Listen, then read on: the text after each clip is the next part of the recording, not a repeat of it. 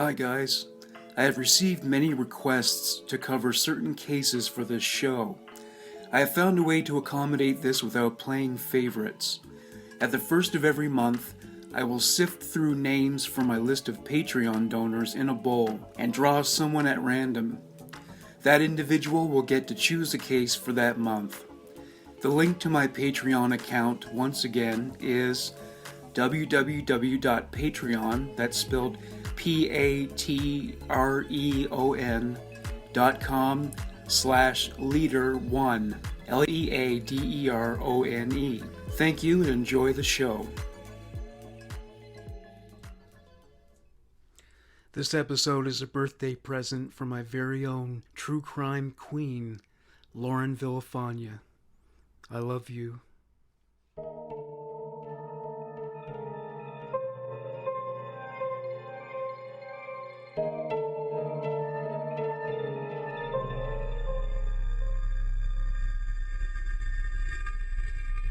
Why do you seem so scared?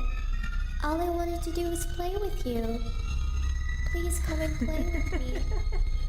I'm so lonely. You're not afraid of the dark, are you?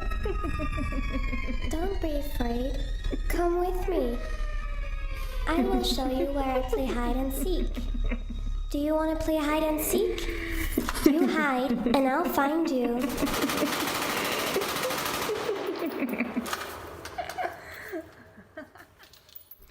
The Snowtown Murders, otherwise known as the Bodies in Barrels Murders, was a landmark case in the history of Australian justice. The crimes took place in and around Adelaide, South Australia. The case was one of the longest and most widely publicized in the history of the nation. The murders sure were grisly and shocking enough to attract the attention of every Australian. Indeed, the citizens of Australia wondered what kind of human monsters could perpetrate such offenses. It didn't take long to find out once the arrests were made. The ringleader and instigator was a man named John Bunting. He grew up in an indigent suburb called Inala. Inala was built to house military veterans and migrants from Europe and the UK. This was done so they could live near manufacturing facilities and take advantage of the job opportunities available therein. It didn't turn out to be the working class utopia the government had in mind. It became a hotbed of crime and unemployment. It was also isolated from services that were availed to Brisbane citizens. A Queensland police officer was quoted as saying, "In the past, Inala was regarded as a flea pit. Now it's a slightly more fashionable flea pit." The unemployment rate remains markedly higher than what is considered typical in the rest of Brisbane. In the early 1970s, Inala was the United Nations embodied as a ghetto. Overstuffed public housing units were stretched to the limit as impoverished families struggled to survive on social assistance. It was perceived by frustrated, disenfranchised migrant workers as a culturally bereft backwater. It was grim, to say the least. John Bunting was born on September 4th, 1966, and this was the backdrop of his childhood. John's mother, Jan, was conservative, emotionally unavailable, and domineering. His father was shorter than his mother, and she towered over him in all other respects. She was a secretary, he a printing factory worker. They didn't have many friends, mostly keeping to themselves. Their lives were regimented, their home immaculate. Jan and John were constantly at odds over his poor housekeeping. His room was a mess, which irritated her. He was irritated by her tendency to root through his private spaces, looking at belongings he preferred to keep to himself. He was fascinated by electronics and chemistry, but he wasn't able to study these subjects formally in school because of his poor performance in mathematics. He was especially fixated on chemistry. He pursued an avocation as a chemist on the amateur level at home, developing photographs in a dark room. He also experimented with substances like nitric acid, brake fluid, and chlorine. He would place a redback or funnel web spider in the combined fluid, place a glass over it, and watched the convulsions until the moment of its demise. He found this endlessly amusing, laughing at the spider's pain. Once the spider was inanimate, he would repeat the procedure with another spider. He is just as different from his father as he is from his mother, though the dissimilarities manifested in other ways. John grows progressively more distant from them after the age of 8. A dark and traumatic pivotal moment happened during that year of his life, and it would reshape him in the worst imaginable way. One day while visiting a friend, the friend's older brother brought them to his bedroom. He strapped them both to the bed and sodomized them. John's friend was terrified of his brother, who had been raping him routinely for years. He was so frightened of him that the fear-induced paralysis negated any courage he might have otherwise summoned for retaliation or reportage. John was short and underdeveloped for his age, and was no less petrified than his friend. He began to cry. His friend's older brother punched him in the mouth to put a stop to it. The pain was unlike anything John had ever experienced. It was excruciating. This was not like falling and scraping a knee or taking a tumble down some stairs. This was deeply inviolate. He was hog-tied on his stomach, the mattress muffling his cries and screams. It was profoundly painful and humiliating.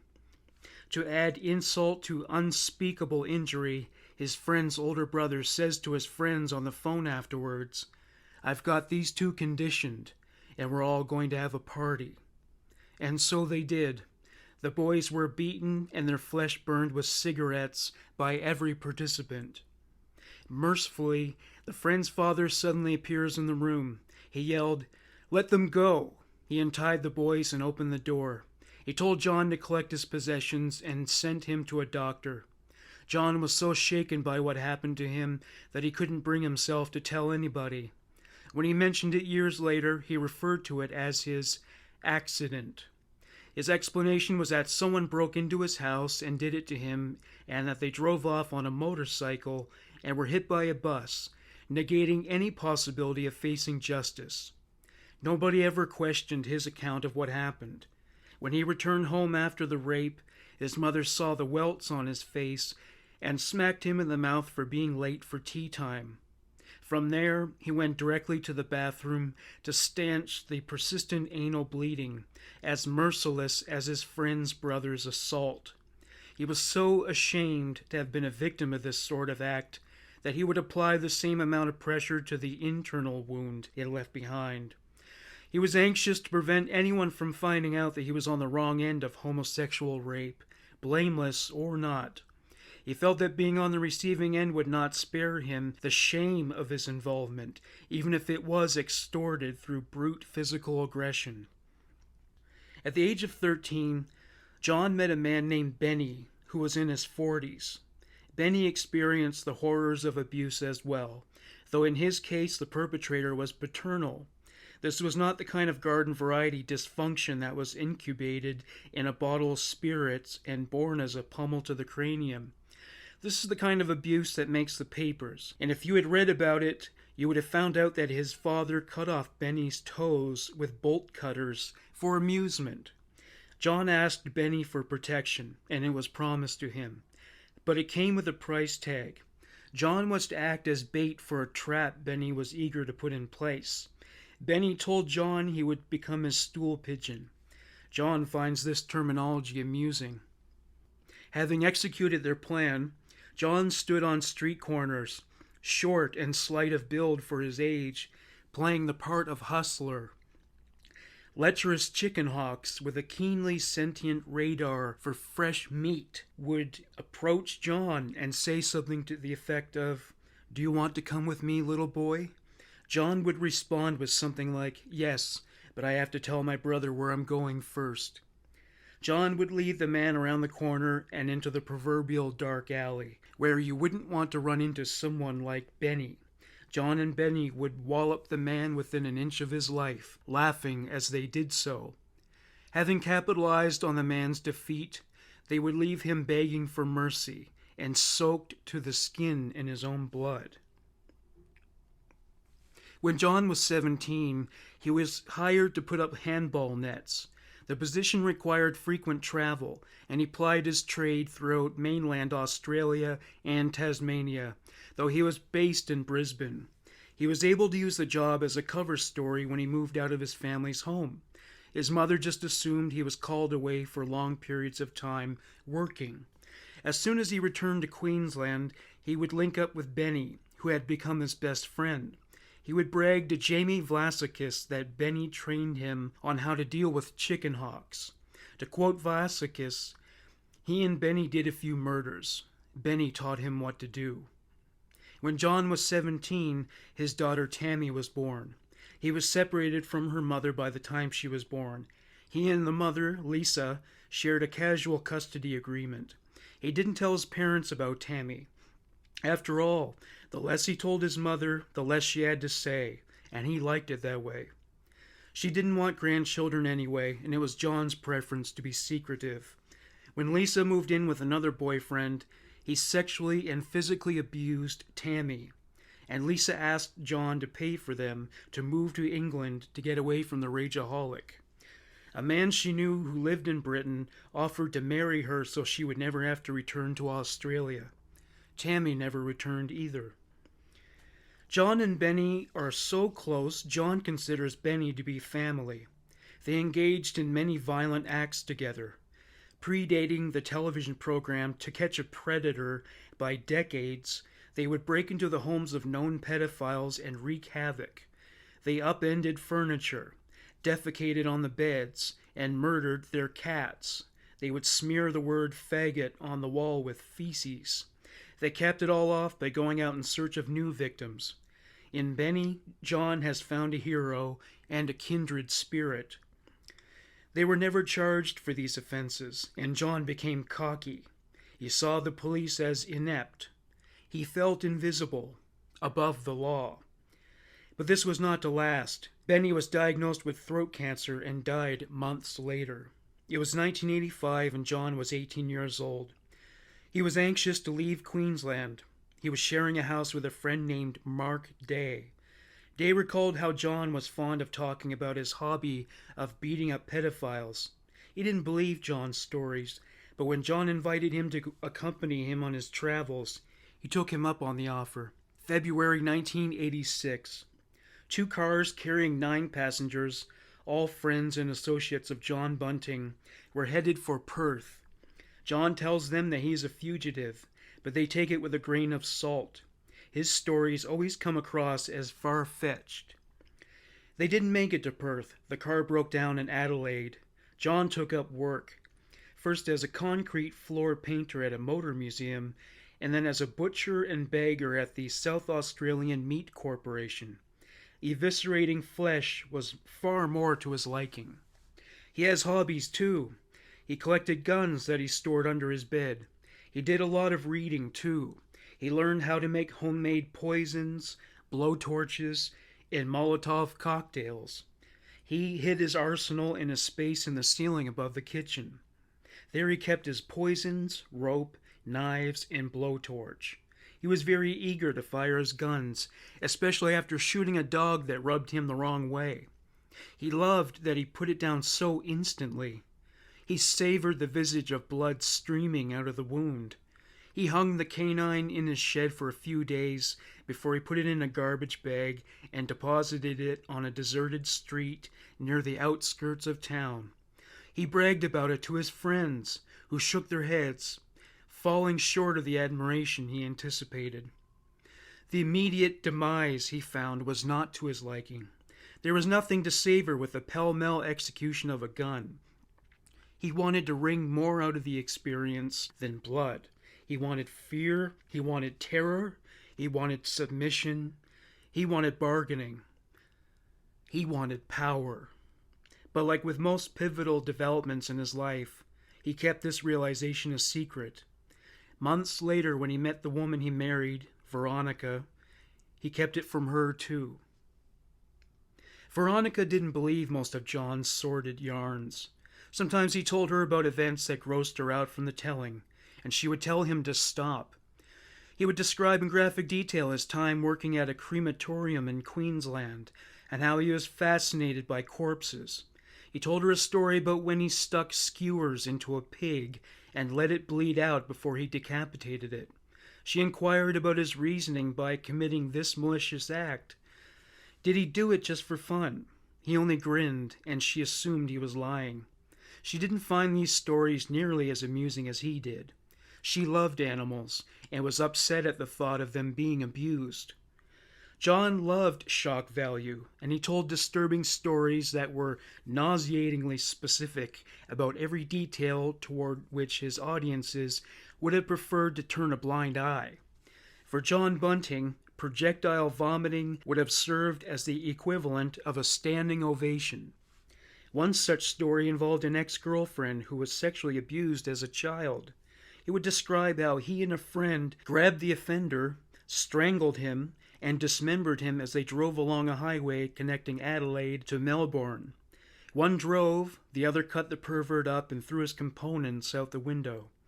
He didn't neglect to mention that they both laughed and sang as the pedophile's blood flowed like champagne, soaking the upholstery, leaving it tacky and red. That was one of his favorite stories, and he made a habit of regaling every captive spectator who presented with a deficit of self-respect and a surplus of inactivity. John and Veronica's enthusiasm for sex were a complete mismatch, with his born of compulsion and hers nullified by perplexity. He wanted it at least once a day, and this was too frequent for her. They moved into their first house 2 weeks before Christmas in 1991 in Salisbury North, an hour north of Adelaide. Veronica's parents visited often. Her father, Jim, hated John. He would complain to his wife, saying, "He's got a cruel mouth. I think he's trouble." Patsy liked John, though. She considered him harmless, and Veronica was happy, so she had no complaints. Appraising the situation, she said to Jim, "They're only just starting out." Alternately mischievous and surly, Robert Wagner was born in November 1971. His father deserted the family when Robert was 9 months old. When he was 3 years old, he moved with his mother and sister to Adelaide from New South Wales. Months later, they moved to an area dubbed the Housing Trust of Elizabeth West. He started school by the age of 5. He was dull-witted and dyslexic. He never learned how to read and write. School was a burden, and his endurance was blighted with struggle. Robert's stepfather, Les, abuses him physically. His failures at school and refusal to do household chores incurs Les's wrath. At the age of 7, Robert was sexually abused by the teenage son of one of his mother's friends when they are staying at their house temporarily. Michael, his name was, and he would have a go at Robert when nobody else was home. Robert was so traumatized by these experiences, he attempted suicide.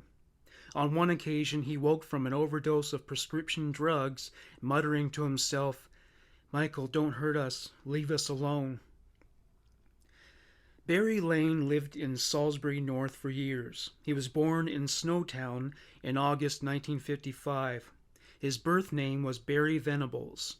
He was taken from his family of 11 children at the age of 8 months. He was released from foster care into his grandmother's custody.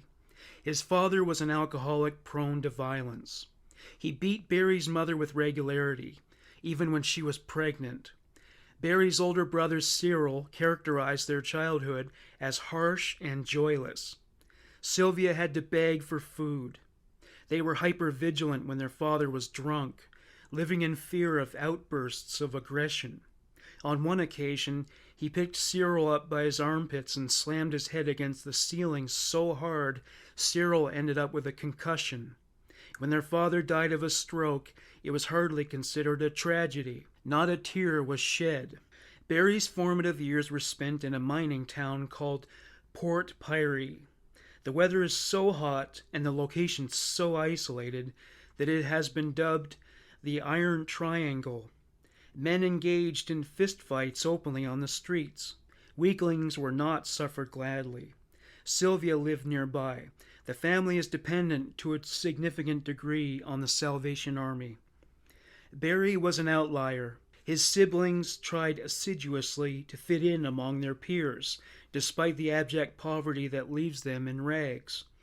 Barry became a charlatan of a glamorous vein. He adopted a female alter ego and poses as Vanessa.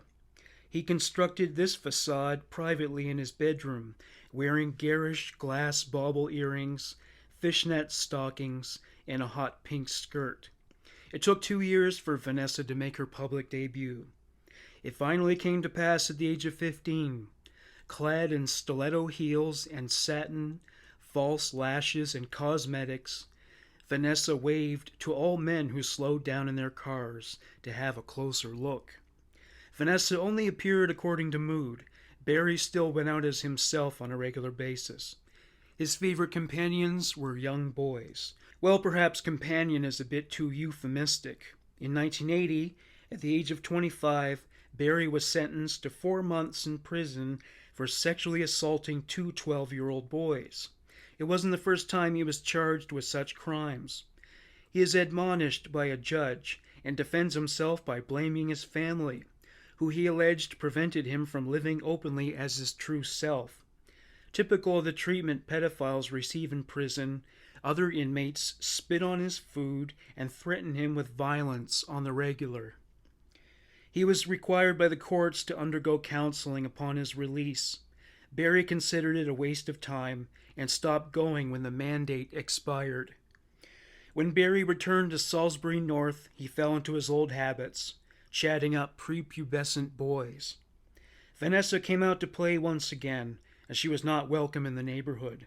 She was verbally harassed on the streets, and her house was pelted with rocks.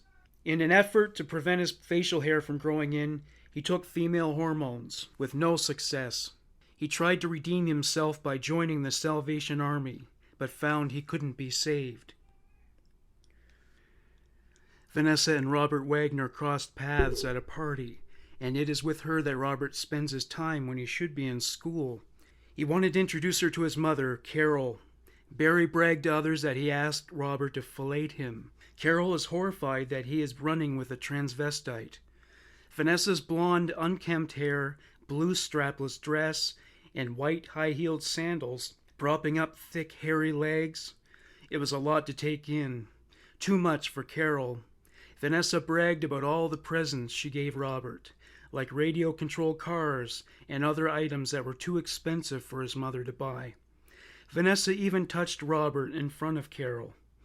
These were classic child grooming techniques, and they were working. Robert didn't want to stay home. He wanted to stay with Vanessa. Carol called the police. They would bring Robert home, and he would disappear after a few days. This became a pattern, and one Carol was unable to break, especially since social workers refused to act. He was approaching adulthood, so they saw no reason to intervene. Well, he wasn't that close to adulthood. He disappeared 2 months after his 14th birthday, and Carol didn't see him for years. He was Vanessa's now, for keeps. She saw him 4 years later when he suddenly showed up in Adelaide with Vanessa. He told Carol he didn't keep in touch with her because Vanessa wouldn't allow it. He can only see her with Barry's approval. Carol can hardly keep up with this identity shifting. Vanessa one day, Barry the next. She did visit them at their home nearby, though Barry was always hovering nearby. Neither of them work, both being on disability benefits. Barry claimed to have debilitating back pain. Robert is unable to get a job due to his illiteracy. Another notable fact about Robert Wagner: he idolized Adolf Hitler. He even named one of his Alsatian dogs Adolf. The screensaver on his computer declared, "Adolf Hitler is still alive." His neighbors considered him weird. He cut a profile as a roughneck with his pugnacious disposition, unvarnished manners, and body covered in tattoos. Body art became an addiction for Robert. With what little available epidermal real estate remained on his face, he wished to have a swastika emblazoned on his forehead. The local tattoo artists declined to accommodate this request, fearing the consequences to the reputation of their establishments. Nazi insignia or not, Robert aligned himself with a group known as National Action. They were reactionary neo-Nazis and prone to violence as an expression of their ethos. They extolled the virtues of racial purity and employed tactics of domestic terrorism derivative of those utilized by the Ku Klux Klan. To demonstrate the integrity of his stated commitment, Robert had his upper arm tattooed with the Eureka flag, the official emblem of National Action. He was ejected from the organization for being too radical after 1 year of membership. He still bragged about his affiliation. He and Barry kept 2 Alsatians and a Doberman as pets, and the territorial canines barked at pedestrians, terrifying them, while turning their stomachs with the stench of their feces. When neighbors complained, nothing was done, except to tell them to mind their own business. The trail of squalor continued into the house. The floors were paved with excrement dropped by dogs, cats, and birds. Dirty dishes caked with mold and mildew piled up in the sink. The carpets were infested with fleas. Their neighbors reported them to the Health Commission. Richard likes to blast church music at top volume. It is grim and melancholy, like his disposition. Though their home isn't habitable for man or beast, they install pricey alarm system and security doors. Their love was thriving amid the filth, nevertheless. They called each other love, held hands on the street, and stared coyly into each other's eyes. Richard would introduce Vanessa as his fiancée, and they bragged about their intentions to marry. Oh, and they delighted in bestiality as a party trick of sorts. As children walked by on the sidewalk, they would corner a Doberman in the backyard. The other dogs would be growling and barking, while Robert held the Doberman, phlegmatic and unfeeling, or at least that was implied by his temperament. Vanessa would flutter her lashes as she minced and fretted, saying to the dog, "Oh, keep still."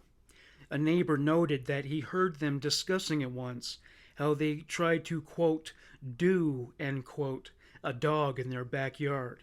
He never saw the evidence, nor did he care to. He would hear them bragging about it, though. He reported that they invited themselves into his house and talked about sex ad nauseum.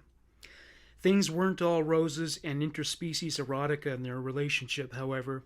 Their fights were vicious, marked by punching, screaming, kicking, and the slamming of doors. Robert Skews moves into 205 Waterloo Corner Road in hopes of enjoying a peaceful existence.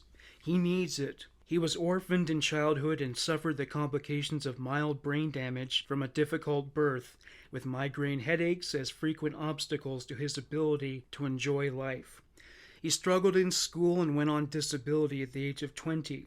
In the past, he lived at a hotel for homeless men. He is now in his late 50s. His house isn't that much more clean than that of Robert Wagner and Barry Lane's. The house reeks of dog and cat urine. Pizza boxes and unwashed dishes have run to mold. It is cluttered and filthy. The Robert Wagner Barry Lane social network expands when they befriend Skews. The expansion continued when they all met John and Veronica Bunting. Robert, Barry, and Skews helped the Buntings move into their new home nearby. It wasn't long before Robert and Barry became fixtures at the Bunting homestead. It must have been a welcome respite from their petri dish of rubbish and grime. Another neighbor inserted himself into the scene, Mark Hayden. To say he was undereducated would be to err on the side of understatement to a superfluous degree. If he was ever hooked on phonics, he clearly kicked the habit cold turkey. He was remembered as backward and slow. He seldom spoke, and when he did, he could manage one monosyllable at a time. Viewing life as a spectator sport, he drifted from day to day, tinkering with cars in the automotive mausoleum in his father's backyard. He was briefly employed by General Motors, but he was fired after 2 years. Mark lives off a carer's pension while looking after his ailing father. Mark, Barry, Robert, and the Buntings came in and out of each other's homes all the time. At one point, Skews notices an important characteristic of John Bunting's personality that directed his social interactions. He wanted his own way, and he expected everybody to defer to him. To quote Skews, there was a real mean streak lurking under his placid persona. John got along well with Robert Wagner, but he hated Barry Lane.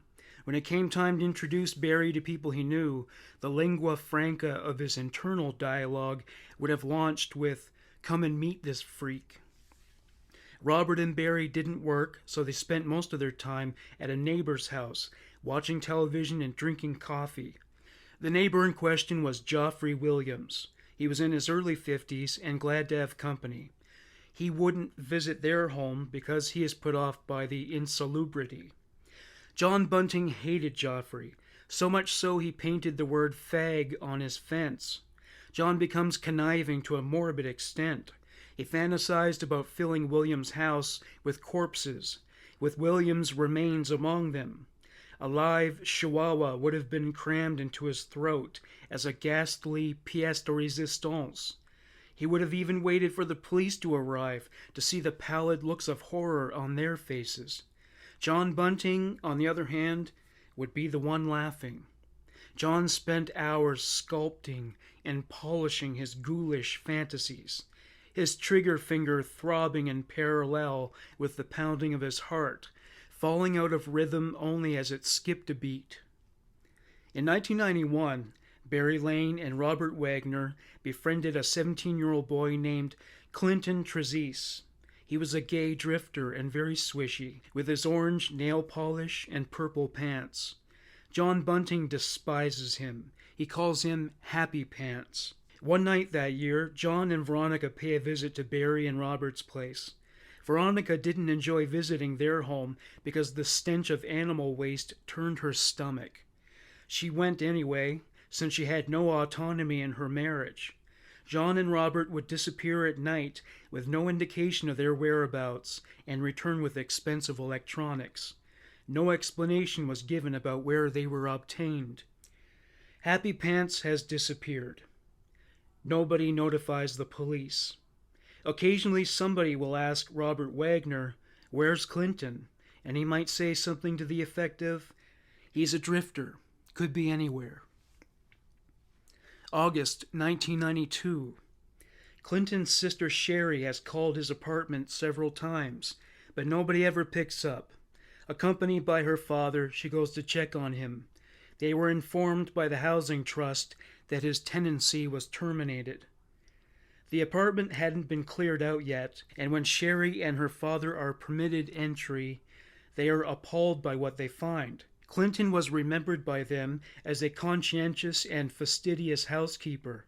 What they encountered during this visit at the onset was a foul, putrid stench. Sherry is a nurse, and she likened it to a dressing soaked with drainage from an infection. Her years of experience as a healthcare provider did not prepare her for this nauseating effluvium. They both nearly vomited. Every surface was littered with half-emptied food cans, and the cans were alive with flies and maggots. There was canine excrement on Clinton's bedroom floor. One day when Veronica and Barry are alone together, she finds him to be agitated. He has something he wants to get off his chest. He begs her to keep the details of his confession confidential. He is especially careful to urge her to keep it from John, as he is as afraid of John is repulsed by Barry. Veronica asks him, "Why are you telling me?" He says, "I've got to tell someone." Despite her promises to Barry, Veronica can hardly wait to tell John what was told to her. She tells him Barry's story, that John killed a friend of theirs. Barry didn't tell her the man's name, and she didn't think to ask. She also recalled that Barry helped John dispose of the body. John denied it, and it didn't require much effort to convince her Barry was full of shit, since he was always telling lies anyway. He had even told people he menstruated while in Vanessa mode. A month later, Lane paid another visit to Veronica and told her the same story, and this time he didn't spare her the graphic details. As he told it, John snuck up behind the man in the lounge of John and Veronica's house and hit him on the head with a shovel. The blow knocked him out cold, and his body was transferred to Barry's station wagon. He was buried in a shallow grave 20 minutes from Salisbury North. Once again, Barry begged Veronica not to inform on him to John, saying, "Please don't tell John. He'll come after me if he knows I've told someone." As before, Veronica told John almost as soon as he came through the door. John admitted it this time. John speaks of the murder dispassionately, as if describing a shopping excursion. He wasn't nearly as indifferent on the subject of Barry and his big mouth. Concerned that Veronica would spill the beans elsewhere, he threatened her, saying, "Say anything to anyone, and you'll end up like the person at Lower Light. So, shut the fuck up." Though she wasn't compliant with Barry's gag order, she obeys John. She was intimidated by him, and saw no reason to doubt his commitment to revenge in the event that she betrays him. 1994.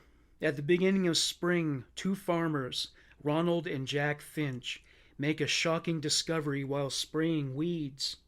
Human bones, the remaining vestiges of animal predation, are disconnected and scattered. Once they return home, they notify the police. A forensic pathologist concludes that the bones belong to an adult Caucasian male about 17 years old. A hole on the left side of the rear of the skull was typical of traumatic brain damage. A facial reconstruction was rendered and distributed to the media. A $100,000 reward was promised to anyone who had information leading to the identity of the victim. The skeleton remains a John Doe, his final resting place at the State Forensic Science Center in Adelaide. 1995. A woman contacts police to report that her son has gone missing. His name is Clinton Trezise and was last seen in 1992. Her family hasn't had any contact with him since then. That was typical, since he was a drifter and their encounters were few and far between. She gave them a photo of Clinton. The skeleton would go unidentified for 5 years. John started digging a hole under his home's tank stand. When Veronica asked him what it was for, he said his end goal was to create an underground bunker or a TV room. She accepted this at face value. John works at another slaughterhouse, and he takes great pride in how he eviscerates flesh, as always. He reflects on it with pride after a long day's work. He'll talk about cutting up animals at the dinner table, making Veronica nauseous. He just couldn't help himself. The fixation had become an obsession. He hates animals and enjoys tearing into their carcasses. He hates sheep, calling them stupid. He despises pigs, too, saying they stink. He didn't wash the blood from his hands at the end of his shifts. He walked back into the house reeking of flesh and blood. Women complained that heavy perfume wasn't enough to camouflage the stench. He continued to dig the hole, with this also becoming an obsession. Mark Hayden joined him. John has no respect for anybody in authority. Bill collectors, cops, process servers, government officials. None of them were special enough to earn his respect. He felt rules were for other people. As time went on, he became more and more of an outlaw. Eventually, Robert Wagner helped John with his hole. Barry was jealous, but this did nothing to sway Robert's resolve to make himself useful to John's enterprise. John offered to teach Robert how to read and write, but Wagner is too thick to absorb this data, and the lessons are soon abandoned. Veronica didn't like his friends. Unlike John, who was straight edge, eschewing the consumption of narcotics, tobacco, and rarely even drank alcohol, his crew were beset by substance abuse. One conflict that emerged in the Buntings' marriage was the issue of breeding. John wanted children, Veronica did not. She deferred to him on most issues, but she was emphatic when she told him she was not going to bear his offspring. John brought home more riffraff, teens with drug habits and homeless drifters. He would take a paternal role in their lives, counseling them as the only father figure he could be while married to a woman who refused to carry his genes to the next generation. He hated drugs so much he wanted to start his own rehabilitation facility, but he couldn't afford to do that. When he pontificates to them, he feels important. Whether he made a difference in their lives or not, his intention was to save the world one junkie at a time. Knowing he made the effort seemed to satisfy him. He did the same with stray, injured animals, and at one point the Bunting household became a veritable zoo for injured domestic dogs, cats, and birds. John Bunting's employment as a butcher screeches to a halt following a motorcycle accident that left him with a broken arm. He groused about the loss of his position for months. When his arm healed, he began a new job with Mark Hayden at a foundry. He was required to get his long hair cut short, and he was enraged. From that day onward, he became increasingly short-tempered. Without warning, Veronica would find herself dodging projectiles, like dinner plates. It took very little to set him off: an unwashed shirt, the lid left off the toothpaste tube. He didn't strike her with his hands, but her safety was in danger nonetheless. Veronica was becoming more and more fed up with him. The animal innards, the hole in the backyard. Now he was bringing objects from the foundry home with him, mostly construction materials like bricks, metal, wire, and rocks. The backyard was starting to look like a scrap heap. She was relieved when, after 8 months, he was forced off the job by a back injury. He applied for compensation but was denied. More bad news.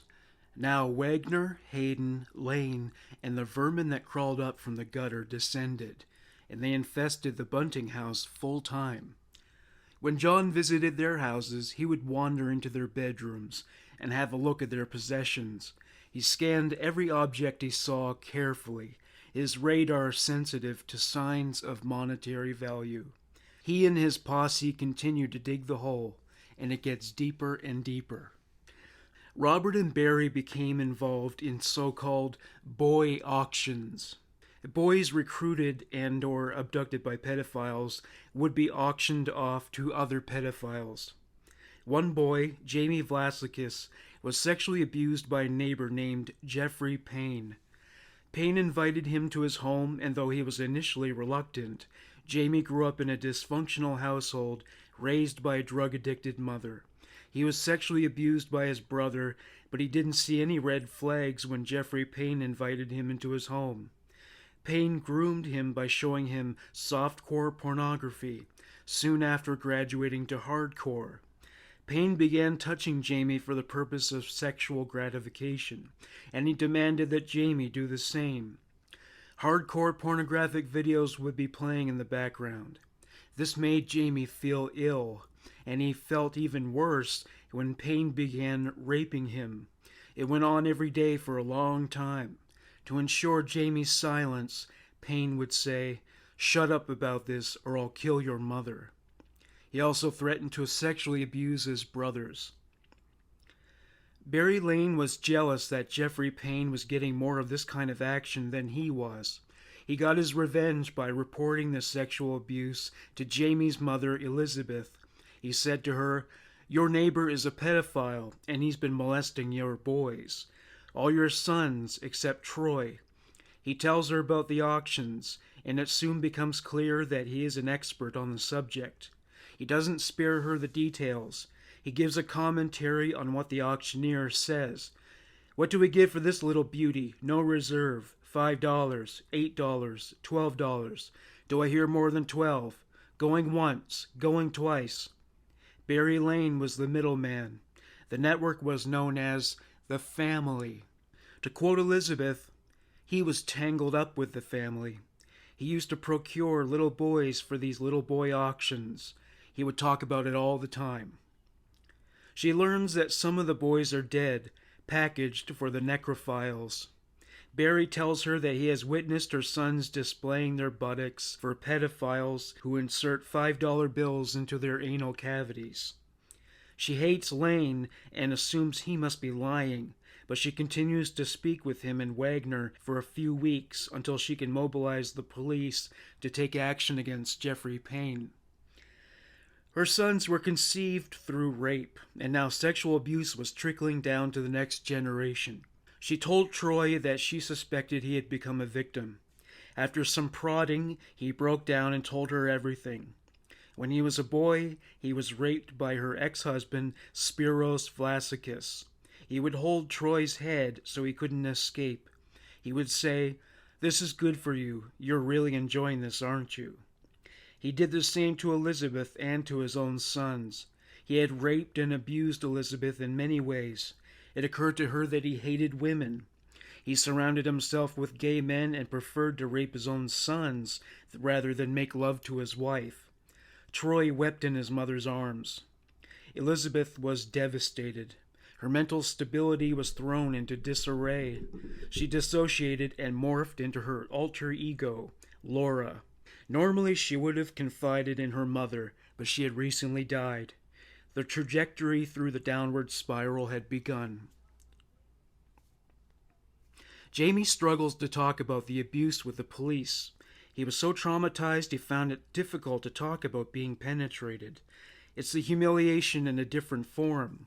He wasn't able to access as much support as he needed from his mother due to her own mental health issues. Drugs were an unhealthy coping mechanism he turned to, but of course they provided relief without resolution. Jeffrey Payne was arrested in early March of 1994. He made bail soon after and was permitted to resume his life at his own house. He clearly didn't fear the law, for he fell back into his old habits of taunting what he called his boys and taking photos of them. A psychiatric report described him as being unable to fend off his urge to sexually abuse boys. It was in his DNA. Jamie is outraged by what has manifested so far as a slap on the wrist. Payne was sure to reoffend, and police had not been around to so much as monitor his behavior. A pivotal influence arrives on a motorcycle outside of Jamie's family's house. The driver is John Bunting. There is a .38 pistol under the seat. He stood on the doorstep flanked by Robert Wagner. John Bunting did all the talking as Elizabeth took them in. John warned her that Barry Lane is a sicko and that he may be targeting her boys, as Jeffrey Payne did. It was clear by his tone and disposition that John Bunting was dead serious when he said to her, "That's why we're here. We are people who take care of these types of people." Elizabeth is taken with John Bunting. There's something about his charisma and take-charge attitude that she finds appealing. To quote Elizabeth, "He isn't very tall, only slightly taller than me. He wasn't chubby when I met him, but he has a round face and was clean-shaven. I thought he was quite good-looking, decent. He is always quick to point out what demographics he hates. Gays, pedophiles, transvestites, fat people, the intellectually disabled. He hates a lot of people, and he takes charge. These two characteristics added up to a real man in her eyes." Bunting roared up to Jeffrey Payne's driveway in the middle of the night. Payne was out front and fled into his house, understanding that this was not an idle threat. Elizabeth and her sons loved him for this. She had never felt this way about a man before. She was sexually abused for years as a child by her own father, and never thought she would ever feel comfortable being intimate with a man. But John Bunting was the exception among the universe of men who could pry those rigid legs apart. She was molested and raped for years by her stepfather as a child, and this appeared to be the first opportunity for a real sexual awakening. One that wasn't forced upon her. That was more of a nightmare. Soon after, she separated from her husband and lived on her own. She and her sons lived in poverty. Elizabeth's kitchen became a veritable Dr. Strangelove-like war room for John Bunting and his band of pedophile hunters. Eventually, Elizabeth's soon-to-be ex-husband, Marcus, joins the conversation. It wasn't long before violence entered the discourse. To quote Marcus, "There was a consistent feeling that some action should be taken against Payne. It appeared for quite a while that the police were not going to do anything about it. And as my visits got more often over a period, the expressions and the speech patterns became more and more violent. I said we should push him off a bike, off a cliff. Some of the discussions were about the types of methods in which they would kill him. The funny thing was, Barry Lane was present in a lot of these conversations, and I couldn't work out where he fitted in at any time, as being on both sides of the fence as it may be. John Bunting sculpted Elizabeth Harvey like she was a mound of clay. He warned her that single mothers are preyed upon by pedophiles who wish to gain access to their children. She giggles like a schoolgirl whenever he enters the room. Another effect he had on her was he helped her to channel the anger she felt from all the years of sexual abuse into a drive to mobilize herself to act against pedophiles. John inspired her, and she was on board with his cause. To quote Elizabeth, "What was I to do with all this anger and hate? The stories John told me about pedophiles and what they do to kids. It was horrific. Like they would stick batteries up little girls, things like that. We used to sit around the kitchen table and just feed each other hate, hate, hate about what I was going to do if I got hold of Jeffrey Payne." It went on for months. Veronica watched with resignation as Elizabeth cut a fissure into their marriage. She was squeezing her way in between them. It was months before Jeffrey Payne was brought to justice. He was sentenced to 4 years in prison and eligible for parole in 2. The delay was damaging to Jamie. It was hard for him to process the fact that this man, who had done such traumatic things to him and was devoid of remorse after the fact, enjoyed months of freedom. It was a slap in the face to Jamie and the boys Payne targeted while he was out on bail. Jamie felt betrayed and abandoned by the system. It was supposed to protect him, but it let him down in a big way, and he would never forget it. He also blamed himself. If he admitted he had been sodomized, Payne would have received a longer sentence. He continued to medicate with narcotics. He washed himself obsessively, often until he bled. Elizabeth, meanwhile, has a new lease on life. John Bunting makes her feel young again, even at the age of 41. She gets tattoos and rides on the back of his motorcycle, clad in a leather jacket. It gave her freedom from her problems and her kids. She found John's rebel spirit very attractive and adopted it in her own right. With a combined euphoria of freedom and prescription drugs like lithium, Zoloft, and Valium, she falls head over heels in love with John. She and her children change address over 20 times throughout their childhood. They move yet again. Elizabeth hadn't gotten herself together enough to emotionally care for the kids, and they spend a lot of time at Marcus's house. They befriend some teenagers who live across the road. The youngest is raped by them, but nothing was done.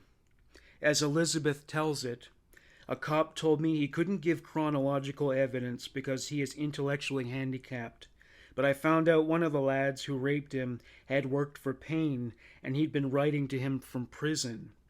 Payne told him to make friends with him and keep him bent until he got out of jail and could have him back. No matter where they went, this element always seemed to catch up with him." Marcus also recognizes John Bunting's charisma and talent for persuasion. He is a master manipulator. He could control and set the agenda for anything, and nobody thought to question him. He even decided who would live or die. These ingredients are often found in a cult leader. His disdain for pedophiles expanded beyond mere hatred to maniacal paranoia. He warned his followers that they are everywhere, and one must never rest on their laurels. Always be watchful. They believed him and assumed his brand of vigilante justice was superior to that of the police, who he felt were stupid. He also had no faith in the legal system. As far as he was concerned, his way was right and superior. His acolytes were sold. He would assign roles to them, and their cooperation was guaranteed. Now, all he had to do was mobilize them. One would have had to look no further for evidence of Bunting's zealotry than a space in his house Veronica called his junk room. It was wallpapered with illustrations, photos, and information on pedophiles.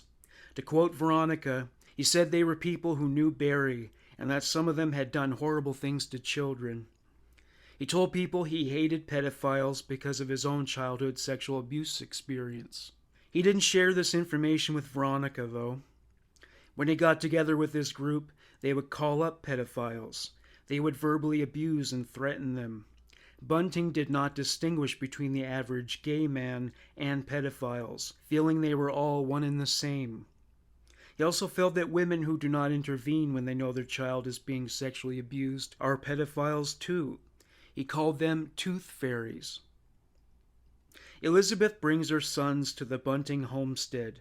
Jamie's friends, Mark and Douglas Townsend, also move in.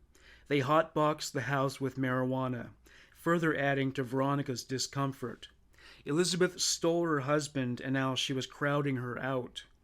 She complains to John about it, but he does nothing. He is king of his domain, and she is unable to effect any amount of change. He threw Veronica out of the house in mid-1995. She didn't feel a sense of belonging there anyway. She moved back in with her parents. Jamie idolizes John Bunting. He follows him like a puppy. Jamie was counseled by many social workers to deal with the fallout from the abuse, but he prefers John Bunting's take on the situation. Jamie wants revenge, and John encourages him to seek it out. John Bunting was the mentor Jamie felt he needed. Jamie felt he could tell John anything, and he was right. Jamie became the son John never had, and he is prepared to be of assistance to this young man who presents as vulnerable, impressionable, damaged, and disturbed. In John Bunting, Jamie saw a hero and a father figure. Years later, a social worker would comment on this relationship, saying, "At a time that Jamie Vlasikis needed appropriate peer support and he needed trusted adults that would never betray him, he came into the most dangerous relationship of his life." Elizabeth was there to comfort John Bunting when he was informed his daughter committed suicide. She contracted AIDS after being raped by her teacher. Elizabeth stayed with John for 48 hours, comforting him. At one point he said to her, "Come to my place, please." He begged her to move in. They both bonded over having children who were sexually assaulted, and now the bond would be sealed. Elizabeth became an outlet for John to derive what had not been forthcoming from Veronica. He held her hand about 20 times a day. She couldn't do anything without him showing up to tell her he loved her. He was smothering her with affection. At times, it became tiresome for her, but she didn't have the heart to turn him away. They had far more frequent sex than he enjoyed with Veronica. Elizabeth Sinclair enters the scene. She had a hard childhood, living in abject poverty and abused by her father, though not sexually. Her resolve to overcome arduous misfortune having fallen prey to learned helplessness, she becomes pregnant year after year because she simply can't be bothered to insist upon birth control. Whether they are miscarried or brought to term, it doesn't much concern her. Children are the pestilence of her life as far as she is concerned. She is attracted to John Bunting initially, but he finds her repugnant. The way he saw it, her physiology was a cesspool of herpes and thrush. To quote Elizabeth Harvey, that really put John into a spin. From that time on, he'd call her a dirty, a slut. He has nightmares about herpes crawling all over the bed, and he doesn't really like her to start with.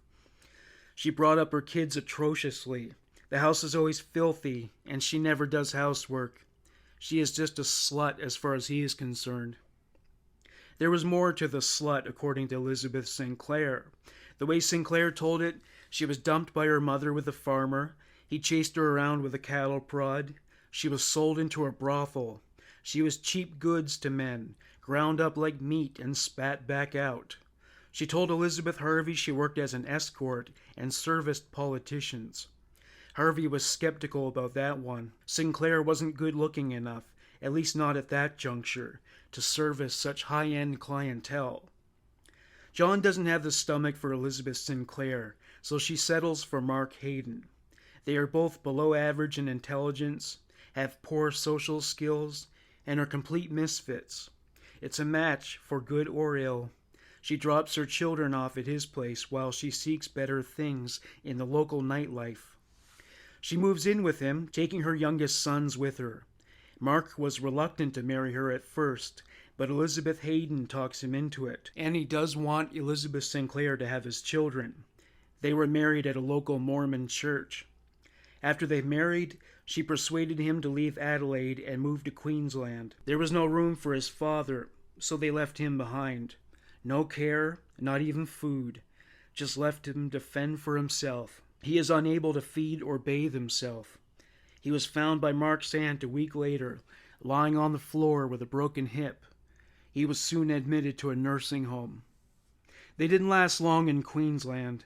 They ran up credit and fled the state to dodge creditors. Mark changed his surname to Hayden as they made their way. They moved back into his father's house with no explanation or apology to him. Mark, Elizabeth, and their friends spend endless hours loitering in the driveway in front of a car.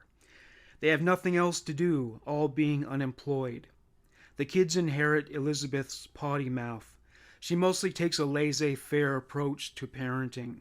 She lets them do as they please, and they run around barefoot in the house or on the street, unsupervised and vulnerable. Mark doesn't treat his stepsons well.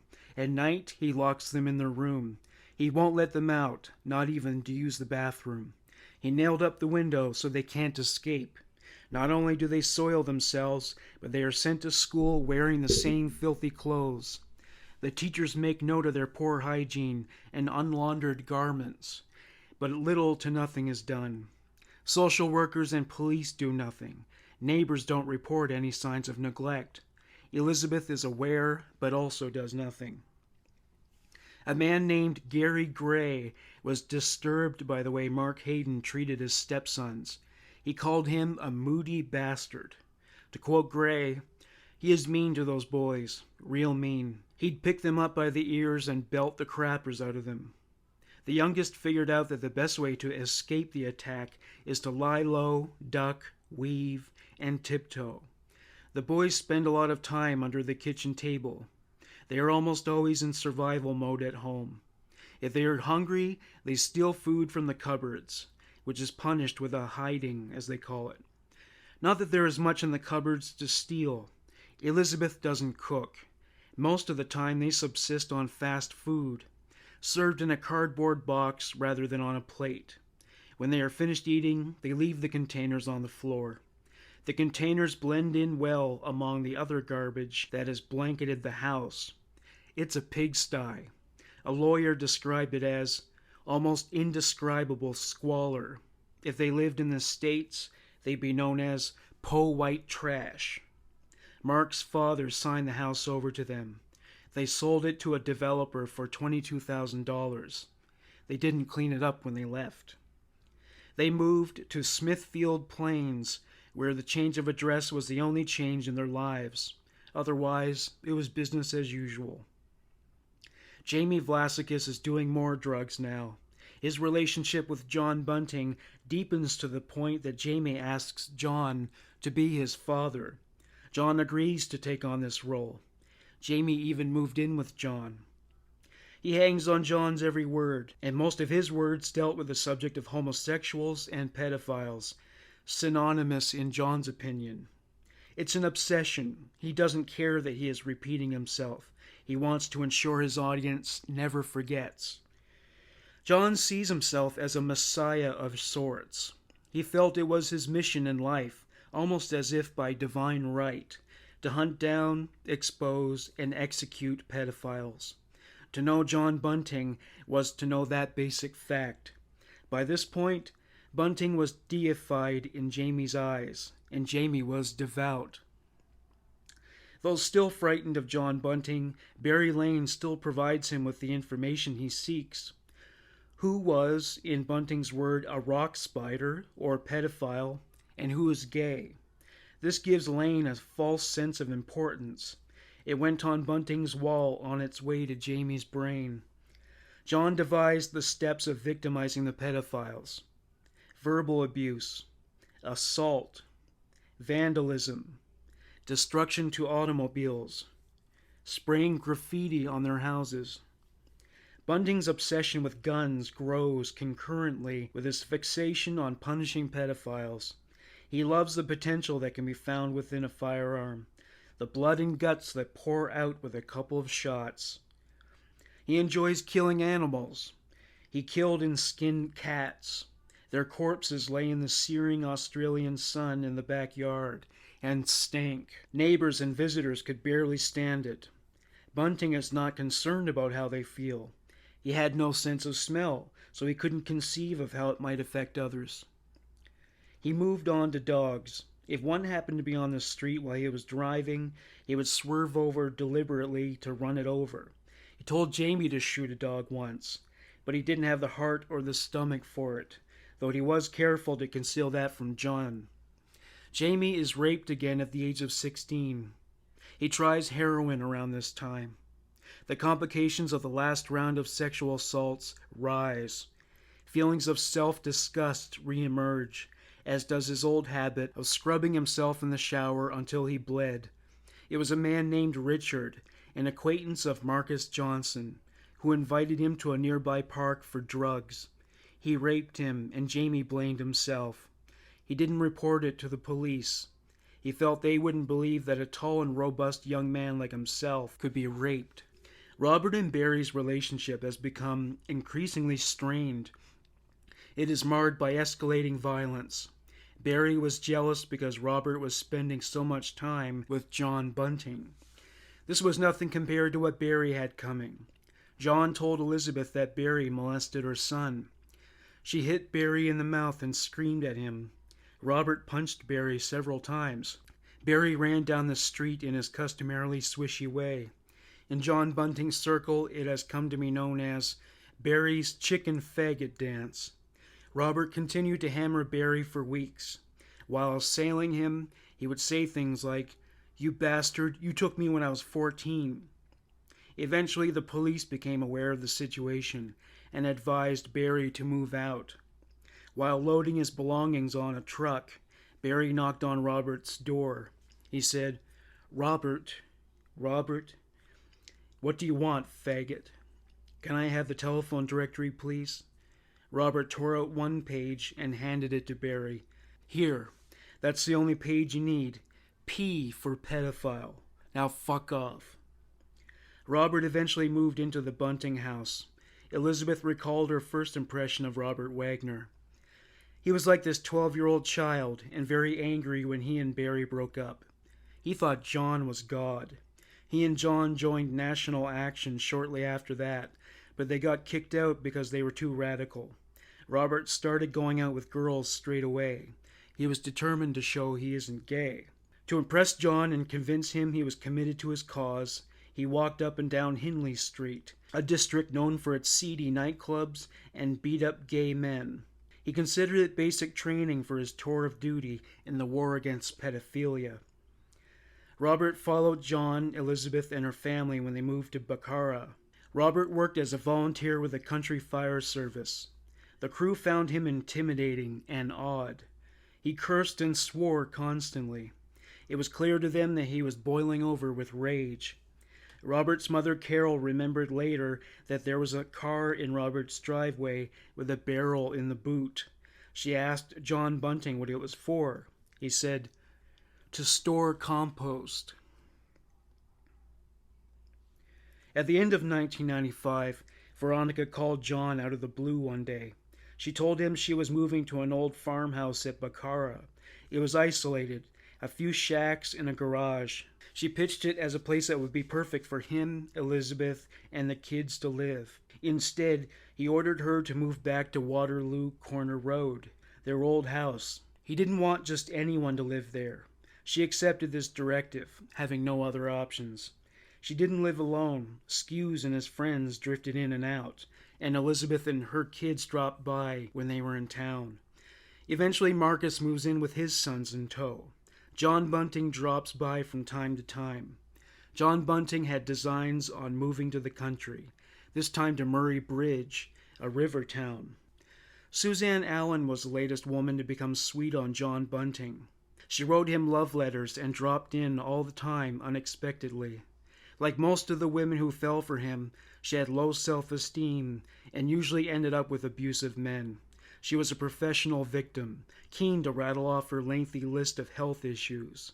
She came pre-defeated. She was 47 years old, 16 years older than John, but he fucked her and dominated her entirely. She was his type. Ray Davies becomes another player in this drama. He lives in a caravan at Port Pirie. His parents were both intellectually disabled and unable to parent him effectively. As a boy, he enjoyed dressing in girls' clothing and played with dolls. What disturbed the aunt who raised him the most, though, were his sexual proclivities. When he was 13 years old, she caught him having sex with her dog in the backyard. She scolded him for it, but the shame didn't stick.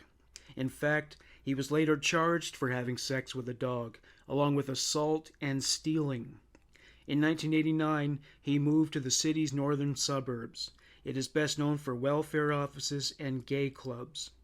When Barry Lane and Robert Wagner were still together, they offered to help move Ray's caravan to Adelaide. Suzanne Allen agreed to allow them to park it in her backyard. They had a sexual relationship and even became engaged, though it was peculiar in that he lived in his van while she continued to live in the house. That wasn't the only peculiar thing about Ray's lifestyle. He continued to have sex with dogs, now doing it in the caravan.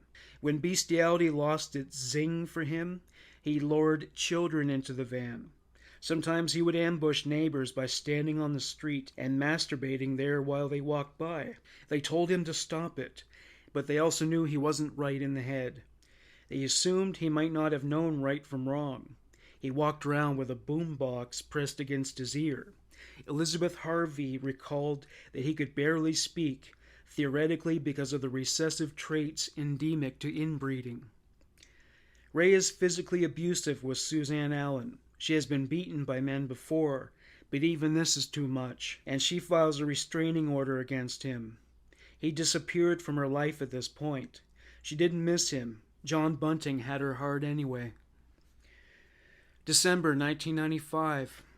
John and Robert take Ray for a drive. Robert sits with Ray in the back seat, beating him to keep him down and hidden from other motorists. Robert punched Ray so hard he broke his bones.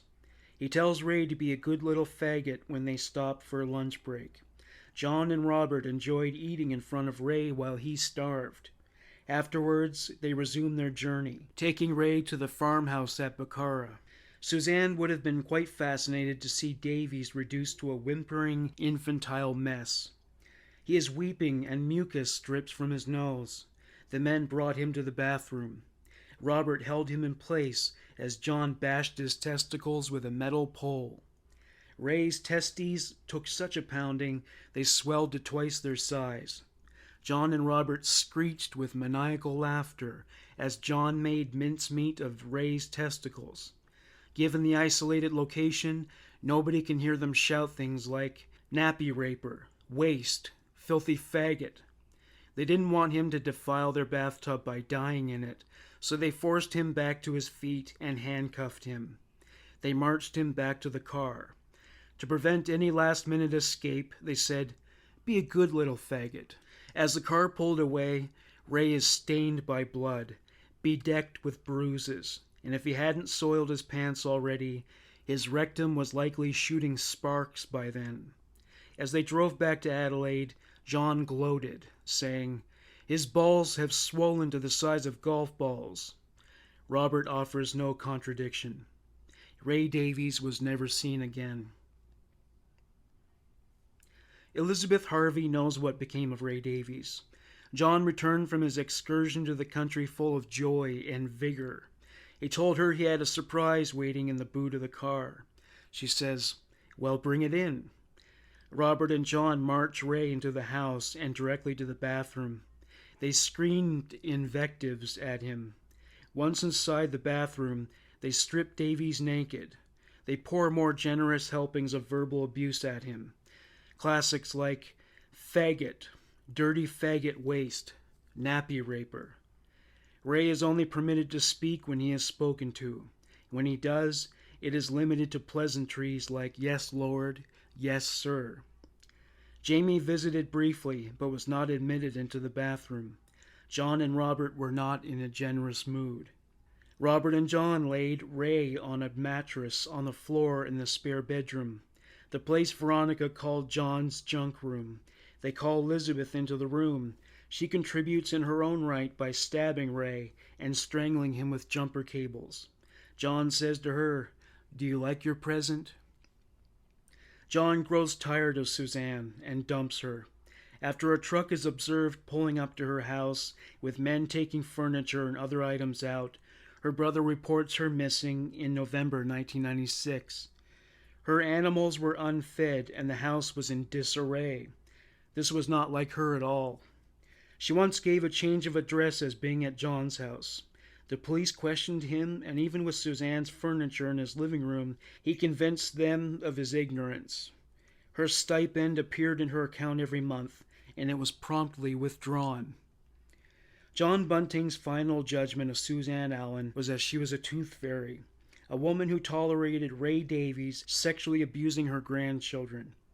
She was aware of what he was doing, and though she kicked him out, John still assumed she was complicit. To quote Elizabeth Harvey, John reckons she tolerated Davies exposing himself to all the little boys and little girls on the street. Ray had that many warrants for indecent exposure, and Suzanne was getting police knocking on the door at Salisbury because Ray was standing in the front yard with no pants on. So according to John, she was a pedophile because she tolerated it. Once Suzanne's vital signs were nullified, she was mutilated in the Buntings' bathtub. They severed her legs. They cut her left arm from her shoulder joint, her right arm, and the shoulder blade. She could have been sold on styrofoam and under cover of cellophane by the time they finished butchering her remains. They stripped her of skin and tissue. They cut out her heart and right lung. They sliced off her breasts, slit her vagina. They sawed her feet off through the ankle joints. They worked so hard they perspired heavily. They even tore her hair out at scalp level. They continued to take her apart for easy compartmentalization. Her kidneys, adrenal glands, pancreas, and spleen. Even her teeth were subject to a post-mortem root canal. Her head was cut off with a knife. They sawed assiduously through skin and muscle to get at the windpipe.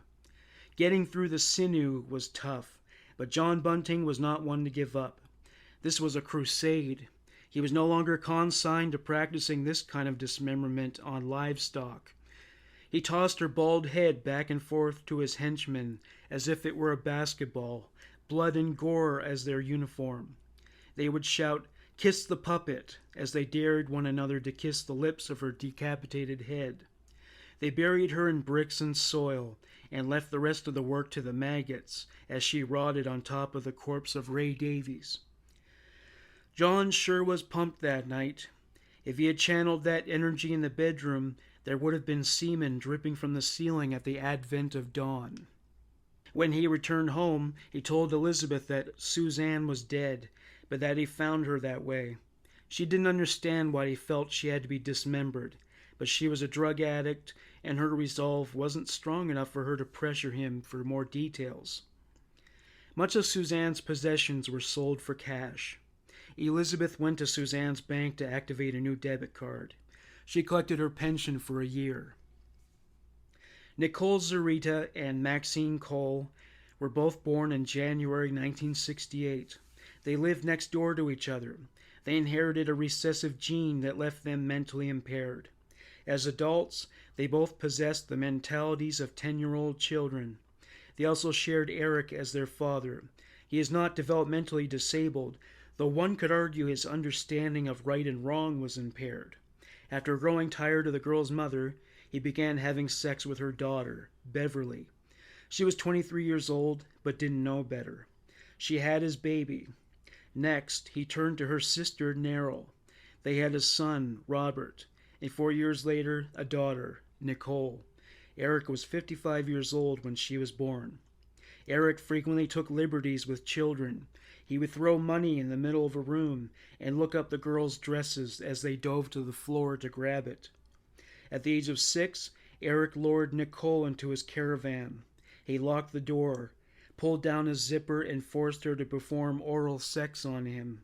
His hand clamped hard on her head to hold her in position. She would throw up in the sink afterwards.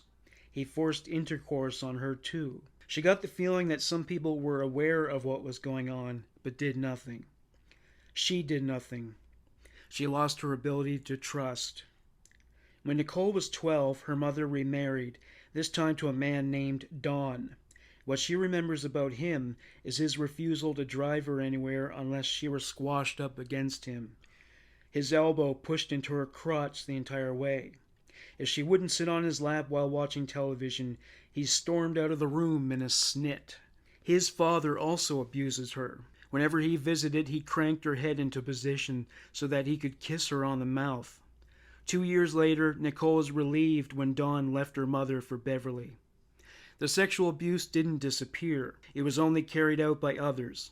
Her virginity was taken by force by her friend's older brother during a sleepover. She wanted to scream, but he punched her and threatened her with more to ensure her silence. He raped and beat her until his climax. She didn't tell anyone what happened. The next day, she swallowed every pill she found in the medicine cabinet. Instead of dying, she woke up as she was en route to the hospital to have her stomach pumped. She was resentful. She wanted to die. She had already experienced ego death, with her self-esteem left in ruins after all the sexual abuse. Still 12, Nicole ran away to Sydney. She was found and returned by police, whereupon she was placed in a home for recalcitrant girls. A month later, she climbed a wall and escaped. This time she was not located. She wandered between Sydney and Melbourne. Whatever hardships she experienced during this time didn't stack up against the rape. Nicole had 2 sons in her 20s. She felt that God gave them to her to spare her from a lifetime of misandry. Michael Gardner is not the type of man to whom John Bunting would take a shine. For starters, he prefers to be called Michelle. This is no mere eccentricity. He is desperate to undergo a sex change. The problem is, it is a costly pursuit. To make do, he dresses in women's clothing at home. Inevitably, he is observed in her house wearing stockings, dresses, and a feminine wig. Nicole likes him, and he soon moves in with her as a tenant. He is one man she can trust. He isn't angry, violent, and is completely devoid of sexual interest in her. They also bonded over the fact that they were children of divorce with abusive stepfathers. He too was sexually abused as a child. Maxine Cole was single and living on the same street as Jamie Vlasakis. She met him through her sister Iris. Iris's boyfriend beat her, and she wanted vengeance. She told Jamie's girlfriend, who occasionally looked after her children. She told him. Maxine got to know Jamie because he was about to bash her sister's boyfriend's brains in. At one point, Jamie met Maxine's cousin Nicole. He also met Michael. That didn't go nearly as well. Jamie mocks Michael because of the way he prances around to the music of Kylie Minogue and Madonna. After John Bunting brainwashed Jamie into adopting his violent homophobia, the doom of falling into Jamie's crosshairs befell Michael Gardner. Robert Wagner spent months psyching himself up to ask Maxine out. By early 1997, they share each other's houses. She meets his friends and does not enjoy the experience. Mark Hayden gave her the creeps with his scruffy, unwashed appearance. She hates Jamie Vlasakis because of his volatility. He jumped on her guitars, leaving them in splinters. Another time he jumped up and down on the top of a car, as if it were a trampoline. When he can't get his drugs, he has wild mood swings. Once, while her kids were in her house, he tried to burn the place down. To quote Maxine, he couldn't get any drugs, and he was really in an agitated state. He started throwing things down the hallway. Then he went outside, grabbed a paper, lit it up, and tried to burn the outside of my house. Then he grabbed an aerosol can and struck a match to the fuel. I had his shade cloth, and he burnt that down. She became pregnant with Robert's baby. Robert Wagner and Maxine changed address and moved into the same house. They lived in abject squalor. It was described as putrid by police. They were dismayed and disgusted that children called the place home. Dirty dishes were piled up in the sink, while other unclean plates remained on the floor. Dirty laundry was tossed haphazardly in every room. Every occupant navigated their way around the mess, as if it were an obstacle course of neglect. When Bunting, Hayden, and Vlasicus are having a conversation while visiting, they grow quiet when Maxine enters the room. When she asked Robert what they were talking about, he would say, curtly, without fail, "Men's business." Eventually, she didn't bother to ask. They are secretive and deceptive when it came to most of their activities outside of the home. September 1997. Nicole went away for 2 weeks, leaving Michael to mind the house. When she returned, she finds that her house has been invaded. Michael disappeared without a trace. Many of her possessions have been stolen. At first, she assumes Michael has betrayed her, but some things don't add up. There were no signs of forced entry. There is only one person who has a key to the house besides her, and that is Maxine. She can't see Maxine doing such a thing. She searches the streets of Adelaide for Michael. No dice. She asked Robert and John if they know where he is. Robert said he saw him at a gas station talking to gay men. He claimed to have yelled out to him that he is a, quote, "poofter thief," end quote, and that Michael sped away.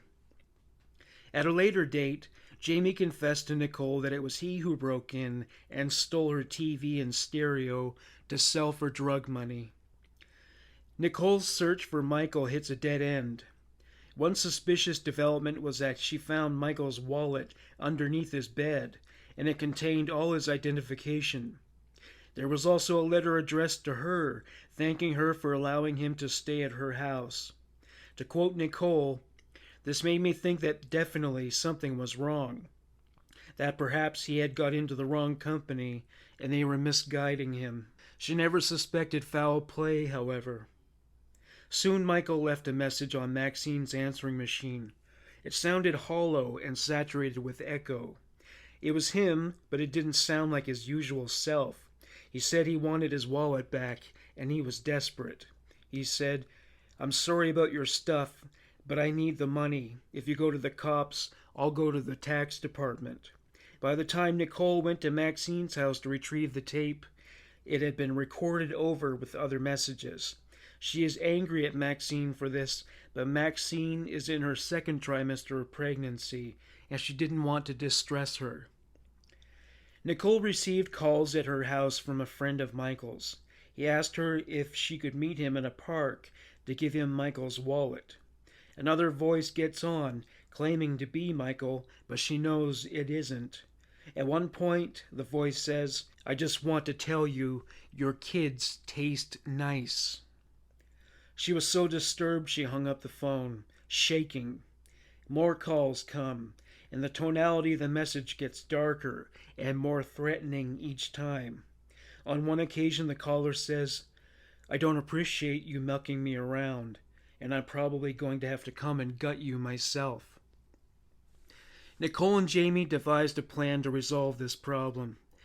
The idea was Jamie would take Michael's wallet, stage a break-in at a business, and leave the wallet behind.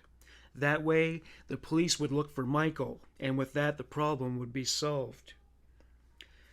Robert Wagner and John Bunting knew exactly what happened to Michael. They drove him to John's house at Murray Bridge, whereupon they marched him to the back shed and tortured him.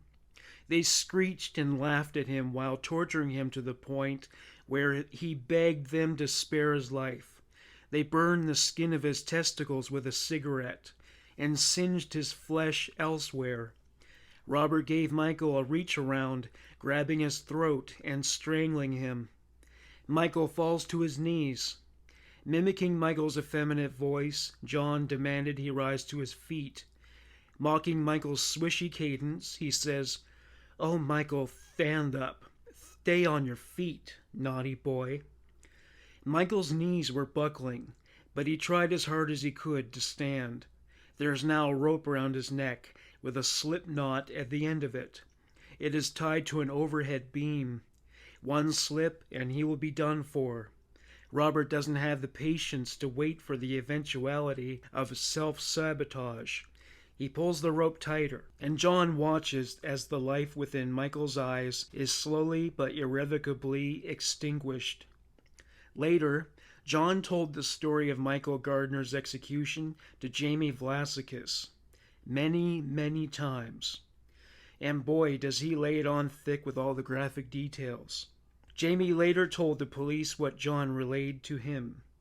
He was laughing his head off about how he had murdered Michael. When John Bunting said to Michael to stand up, Michael stood up until, basically, he couldn't. That was the big joke to John. The fact that he, Michael, tried to stand up and fell down and he died. Details of Barry Lane's murder also emerge much later. John Bunting and Robert Wagner were the usual suspects. They squished his toes with pliers. They laughed as he cried out in pain. He screamed at the highest volume when they applied pressure to his toenails. It went on for hours. They handcuffed him and left him on the floor. They verbally harassed him as he lay there. They say he is a filthy pedophile who defiled Robert. A dirty, stinking fag. A big mouth who can't keep quiet. The distress was overwhelming for Barry, and he nearly fainted. John slapped him awake. He ordered him to give up his debit cards and PIN numbers. He slapped him again as Barry nearly slipped into unconsciousness. Thomas Trevelyan, Barry's most recent roommate, is commanded to deal the fatal blow. Robert was the one to strangle Barry, however. John was giddy and gleeful as they mummified Barry in tape. They put him in a garbage bag and rolled him into a carpet cocoon. Barry asked Michelle to go to his apartment and feed his dogs, and she does. There is a protruding mound of carpet on the floor as she leaves. She doesn't know what it contains and doesn't investigate. His corpse was left on the premises for 4 days. They were giggling like callow schoolboys when they stuffed Barry Lane into a barrel. The way they saw it, he knew too much, and they were all better off now that he was dead. Jamie Vlasikis described in court the glee with which John Bunting and Robert Wagner described the murder. Like when you go to a shop with a young kid and you buy them a toy and the kid gets really excited. It was like that. Robert Wagner acquired a nickname, Papa Smurf. He boasted about his practice of, quote, making Smurfs, end quote, as he called it, which consisted of killing people and watching them go blue in the face from asphyxiation, a process in which he relished. He described it thusly: first they go blue, then they go poo. Thomas Trevelyan wore out his welcome as assuredly as Barry.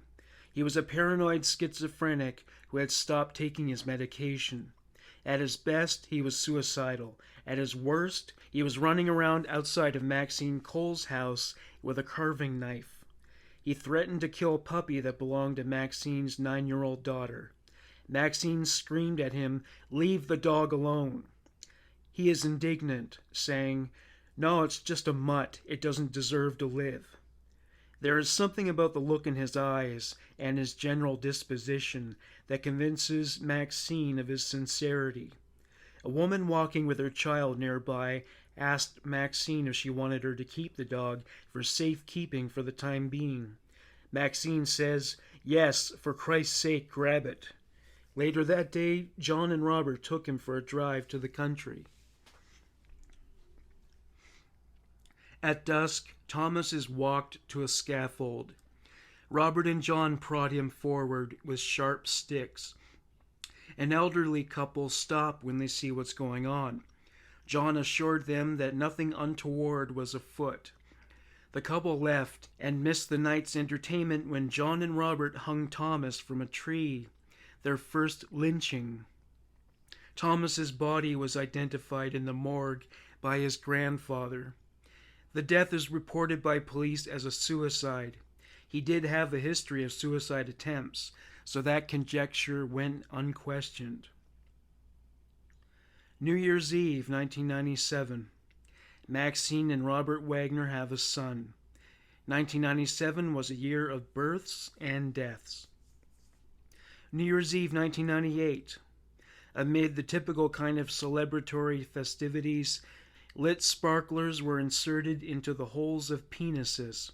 For John Bunting and Robert Wagner, the gurgling sounds of a murder victim's last breath were as convivial as the popping of a champagne bottle, especially as Robert stood on their chests to pump the final vestiges of oxygen out from every last alveolus. The corpse of Gavin Porter laid on the floor of the shed at Murray Bridge. He had turned blue. His knees were frozen in an elevated position, suggesting a last-ditch attempt to defend himself. There were strangulation marks on his neck. The stench in the air is so intense, Jamie Vlasikis feels nauseous. Porter was his best friend. Gavin was placed in a barrel, and John poured him out to the floor, like he was a hideous cocktail. Jamie later said to the police, "John pointed to me and said, 'That's Barry's arse, and it is ugly, all shriveled, and the stench is disgusting. The shed reeked of the smell. It is horrible. I went outside and spewed my guts up.' It was too much for Jamie, and he walked away." Not John Bunting. He was very impressed by the progress of the decomposition. 2 days later, John Bunting returns, this time with another barrel. They placed Gavin's body inside of it. It is placed next to the barrel that contains the cadavers of Michael Gardner and Barry Lane. There is something about dead pedophiles that never fails to inspire John Bunting, and he comes up with an idea that pleases him tremendously. John orders Jamie to keep an eye on Gavin's barrel. He felt that since Gavin was his best friend, minding the barrel should be his responsibility. Jamie accepts this assignment, but he is deeply frightened. He also can't stop puking, but he went to great lengths to enshroud his fear in the presence of John. He cannot say no to John, who has a tenacious grip of control over Jamie. Jamie feared John, even while in police custody. To quote Jamie from an interview with law enforcement, "The power over me and stuff, he was very manipulative. He would play mind games. There was real occasions I was going to ring police and leg him in, and I couldn't because I'd end up in a drum next to them. If I turned to my mum, he could have killed my mum. Instead, I turned to my mate, Gavin." Jamie saw his only escape hatch in his veins. His plan was to take an overdose of heroin. An escape from fear, from John, and from legal prosecution. He administered the lethal dose before questioning, and the effects kicked in during the interview. His plan was foiled when a paramedic injected him with Narcan, a medication used to block the effects of opioids. From that day forward, a squad car was parked in front of his house to monitor his activities so that he wouldn't OD again. He was allowed to live at home, but the detectives were not about to lose their star witness if it was preventable. As Jamie and John were sorting out what to do with Gavin's corpse, John said of him he needed to go to the clinic, just like the others. They are the disease. We are the cure. This was a reference to the fact that, like Jamie, Gavin had also been addicted to heroin. They met through a methadone program. Eventually they would share a living space, an addiction, and all its paraphernalia. Jamie described his life as a junkie with a $300 a day habit. "I had to do a lot of burgs, shit like that, to keep the drugs going. At one stage, I ended up dealing drugs. doing interstate deliveries for other people, driving hookers around. I enjoyed doing that. I'd get about $250 cash, $250 worth of heroin, plus fuel. It was worth it. He moved in at John Bunting's house in early 1998. Jamie was living there before then. John hated drug addicts. The jig was up when John stepped on a syringe Gavin used in the bathroom. He nods off and loafs around, which is irritating to both John and Elizabeth. He is so out of it, he nods off while standing and crashing into things. After 3 months, he was told that if he didn't cut down on the drugs, he would be asked to leave. John was far from amused when he sat on a couch in the shed and a syringe was impaled in his elbow. This must have been the last straw. 2 days later, in April 1998, Gavin disappeared. Only John, Jamie, and Robert were allowed in the shed. No objects were stored in there either. Not even Elizabeth was allowed to so much as know what was stored there and what went on inside of it. The story of the demise of Gavin Porter began after he nodded off inside of the car. John, or one of his goons, crept up and looped a rope around his neck. Gavin came to his senses and got hold of a screwdriver. He stabbed John in his hand. John jumped on Gavin and exerted more pressure on his chest until Porter asphyxiated and died. Later, Jamie returned to the house and was summoned to the shed. He was rigidified by terror when he saw the corpse of Gavin Porter. Jamie described to police the way this visage made him feel. I remember I was pretty scared at the time of seeing this, and I remember the way Bunting was looking at me, but I can't remember any words now. I know he was talking to me. 2 days later, they were in Murray Bridge. John ordered Jamie to go to the car and bring a new barrel to the shed. They laid it down and shoved Porter's body in head first. The barrel is commuted to Snowtown. John's Christmas present to Jamie was Gavin Porter's key card, which accessed his Social Security benefits. Most of this money went straight into Jamie's veins. He needs to benumb and forget amid all the horrors John Bunting and Robert Wagner are carrying out. He is high, sick from fear, and desensitized, exactly the way John Bunting likes him. John Bunting's taste in fiction and nonfiction literature and other media reflects the human, or perhaps more aptly characterized, inhuman qualities he likes in certain people. He enjoyed reading horror novels, especially by Stephen King, with Bag of Bones being a favorite, and was as fond of Silence of the Lambs. The unrepentant serial killer and cannibal Hannibal Lecter was his favorite murderer. Speaking of serial killers, he idolized the real-life offenders, people like Ted Bundy, who he read about in Colin Wilson's The Serial Killers. John underlined many sentences in this collection. He identified with Bundy. He shared his enthusiasm for the kind of power with which one is endowed upon taking a life. Though John is outwardly respectful to women for the most part, it is a facade.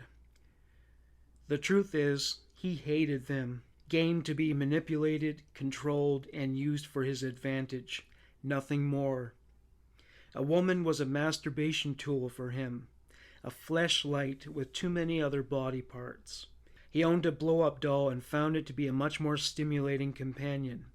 It demanded nothing of him, and he was not obliged to give anything back. The doll also could not speak, and that was a huge bonus as far as he was concerned. Perfection, in other words. Despite all this, John keeps Elizabeth around. John has had it with Troy. Troy does not share his homophobic perspective, insisting that gays have a right to life. This John could not abide. In summer of 1998, Elizabeth and her younger sons have gone out. Robert Wagner has come to visit. Jamie Vlasakis is woken by John Bunting in the housing trust home he shares with Troy. Robert and Mark Hayden are holding jack handles. They hand the leg of a lounge suite and a pair of handcuffs to Jamie. Jamie assumes Troy is going to be beaten for what he did to Jamie as a child, the sexual abuse. All four of the men advance to Troy's room. Bunting screams, "Now!" Troy, who was sleeping on the floor, was woken with a blow to the head by a jackhandle. Troy jumps to his feet and backs up against the wall. He shielded his face as he was struck repeatedly. He yelled to Jamie, "What are you doing? What are you doing?" Jamie whacked him in the leg with the lounge piece. He handcuffed one wrist as John Bunting cuffed the other. Jamie couldn't bring himself to witness the rest. He walked away. John, Robert, and Mark marched Troy to the bathroom. He begged them for answers, saying, "What are you doing? What is happening?" His head was shoved down so he couldn't speak. Jamie walks into the bathroom as Troy is put into the tub. His shirt and track pants were cut from him with a Stanley knife. He was beaten some more. He was blubbering now. His body was covered with welts. John pulled out a tape recorder. Jamie still nurses a grudge, angry and disgusted at Troy for what he did to him when he was a boy. Still, there was still some residual fraternal love within him, and he did not want Troy to die. John knelt beside him and forced him to say sorry. Troy could only say, "Leave me the fuck alone. I've had enough. I've had enough." For John and Robert, it has only just begun. Blood is cascading out of Troy's nose and ears. John tries to strike him in the groin. John leans in and whispers to him, telling him to shush. He wipes away the blood with a tissue. Troy was relieved that the beating stopped. He relaxed for a moment. John hit him with a sucker punch. He said to him, "Call me Lord, sir." Troy observes this edict. John demanded that he address Robert as God. Troy does. John instructs Troy to choose a name for Mark. He says to him, "Be a good boy and choose a name for Mark, and we will take you for a drive and drop you off somewhere." Name. Troy draws a blank. John fills it. "Chief Inspector," he continues. "And Jamie?" "Choose a name for Jamie." By this point, Troy's hair was styled with blood as it would have been with mousse, and it was drying, holding the formation in place. His lips were parched and swollen. John orders him to address Jamie as Moses. John has second thoughts about this, saying, "That's a Jewish name." John and Robert attack Troy once again, raining blows down upon his groin, legs, and chest. John continues ranting, saying, "That's a Jew's name, a Jew's name. Pick a proper name." It is decided that Master will suffice. Bloody spittle dribbles out of the side of Troy's mouth. Oversaturated with pain, tears escape from his eyes. John is downright delighted, but he is far from satisfied. Troy's toes are crushed with pliers. They cuffed him about the head to shut him up when he screamed. His screams reach the summit of their volume when the pliers crush his toenails. He begs them to let him go and leave him alone. It is all in vain. He is instructed to speak only when spoken to. Troy was ordered to recite phrases concocted by John into the tape recorder, such as, "Mom, I can't handle it in this place no more. It's all around me. I'm going to see the earth before there's none left. Wish me luck." He was told to sound angry when he said, "You're going to stay the fuck out of my life." 20 phrases all told. He recited these statements as he was bathed in his own blood, sweat, and spittle. Jamie suddenly realizes he's about to witness his half-brother's murder when John commands Troy to tell him his PIN number. Jamie staggered out to the hallway, feeling like he was about to vomit. John summoned him back in the bathroom. His voice was high-pitched, almost feminine. It was the voice that signified he was excited about something. The smell of blood has been scientifically proven to raise testosterone levels and trigger aggressive impulses in men. John was a murderer, and now his bloodlust was off the charts. The time had come for Troy to atone for raping his brother. After what he went through that evening, Troy was prepared to do anything to draw John's mercy. He has apologized intermittently between crying jags. Robert wraps a rope around Troy's neck. He fashions a lever from available resources. He grimaces as he tightens it, strangling Troy. Seeing how effective it was as a form of torture, John squeezed Troy's toes with pliers again.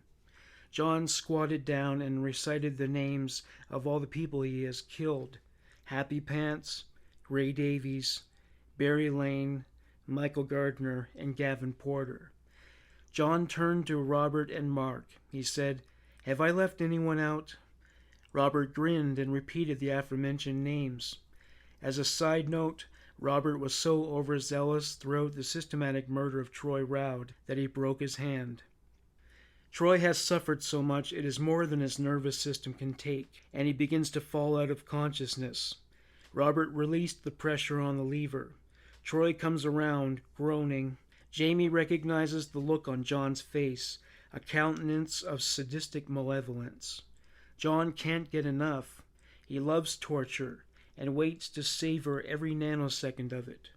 Jamie feels Troy has suffered enough, but he dares not say so. He decides to put him out of his misery. He grabbed the lever to tighten the rope. This was so not Troy's lucky day. The rope snapped. Robert retied it. Seconds before, Troy passed out. John cues up the soundtrack he has chosen for this ceremonial execution, the song Selling the Drama by Live, from their album Throwing Copper. It explores motifs like death, power, pain, and retribution. John Bunting, the murderer, claimed Selling the Drama as his official theme song. There is a knock on the front door. John stiffens. He asks rhetorically, "Who the fuck is that?" Friends of Troy's were inquiring about whether he was home. John told them between a crack between the door and the jamb that he was not at home. He slammed the door in their faces. Minutes later, a gag was stuffed into Troy's mouth. Jamie couldn't bear to watch this anymore. A complete 180 from where John stood on the matter. John said, "This is fun," watching life fade from his eyes, slowly but surely. And so he was. John Bunting may have seen The Godfather one too many times, for he told Jamie to kick Troy in the head to ensure he was post-mortem. Troy was now a corpse. They had to get him out of the tub, but they had nothing to put him in. John instructs Mark and Jamie to go buy gloves and garbage bags from a local supermarket. When they returned, the bruises all over Troy's body were nearly camouflaged by the shade of blue that overcame him once his body was completely deprived of oxygen. Robert stood on his chest to confirm for himself that Troy was dead. The final remnants of oxygen gurgled out of Troy's nose and mouth. Decades shy of the autumn of his life, the men threw Troy's remains into a garbage bag, cheating him of the opportunity to be wasted by the grace of the season's congenital method of decay. They carried him out to the shed. The shed still reeks of the stench of putrefying flesh, due to the 2 barrels containing 3 human cadavers. Now there are 4 corpses in the shed. John and Mark have spent so much time in the shed, they have become desensitized to the stench. Not Jamie. He is doubled over and dry heaving. John's final verdict on Troy was that he had been made good, since it was no longer possible for him to abuse anyone. John is drunk with power. He feels dominant. John does manage to find fault with the evening's operation, though. He was irritated that Troy died so fast. He wanted Troy to face the consequences of being dismembered. John grins as he conceives the methodology, a slice and dice. He starts with Troy's foot.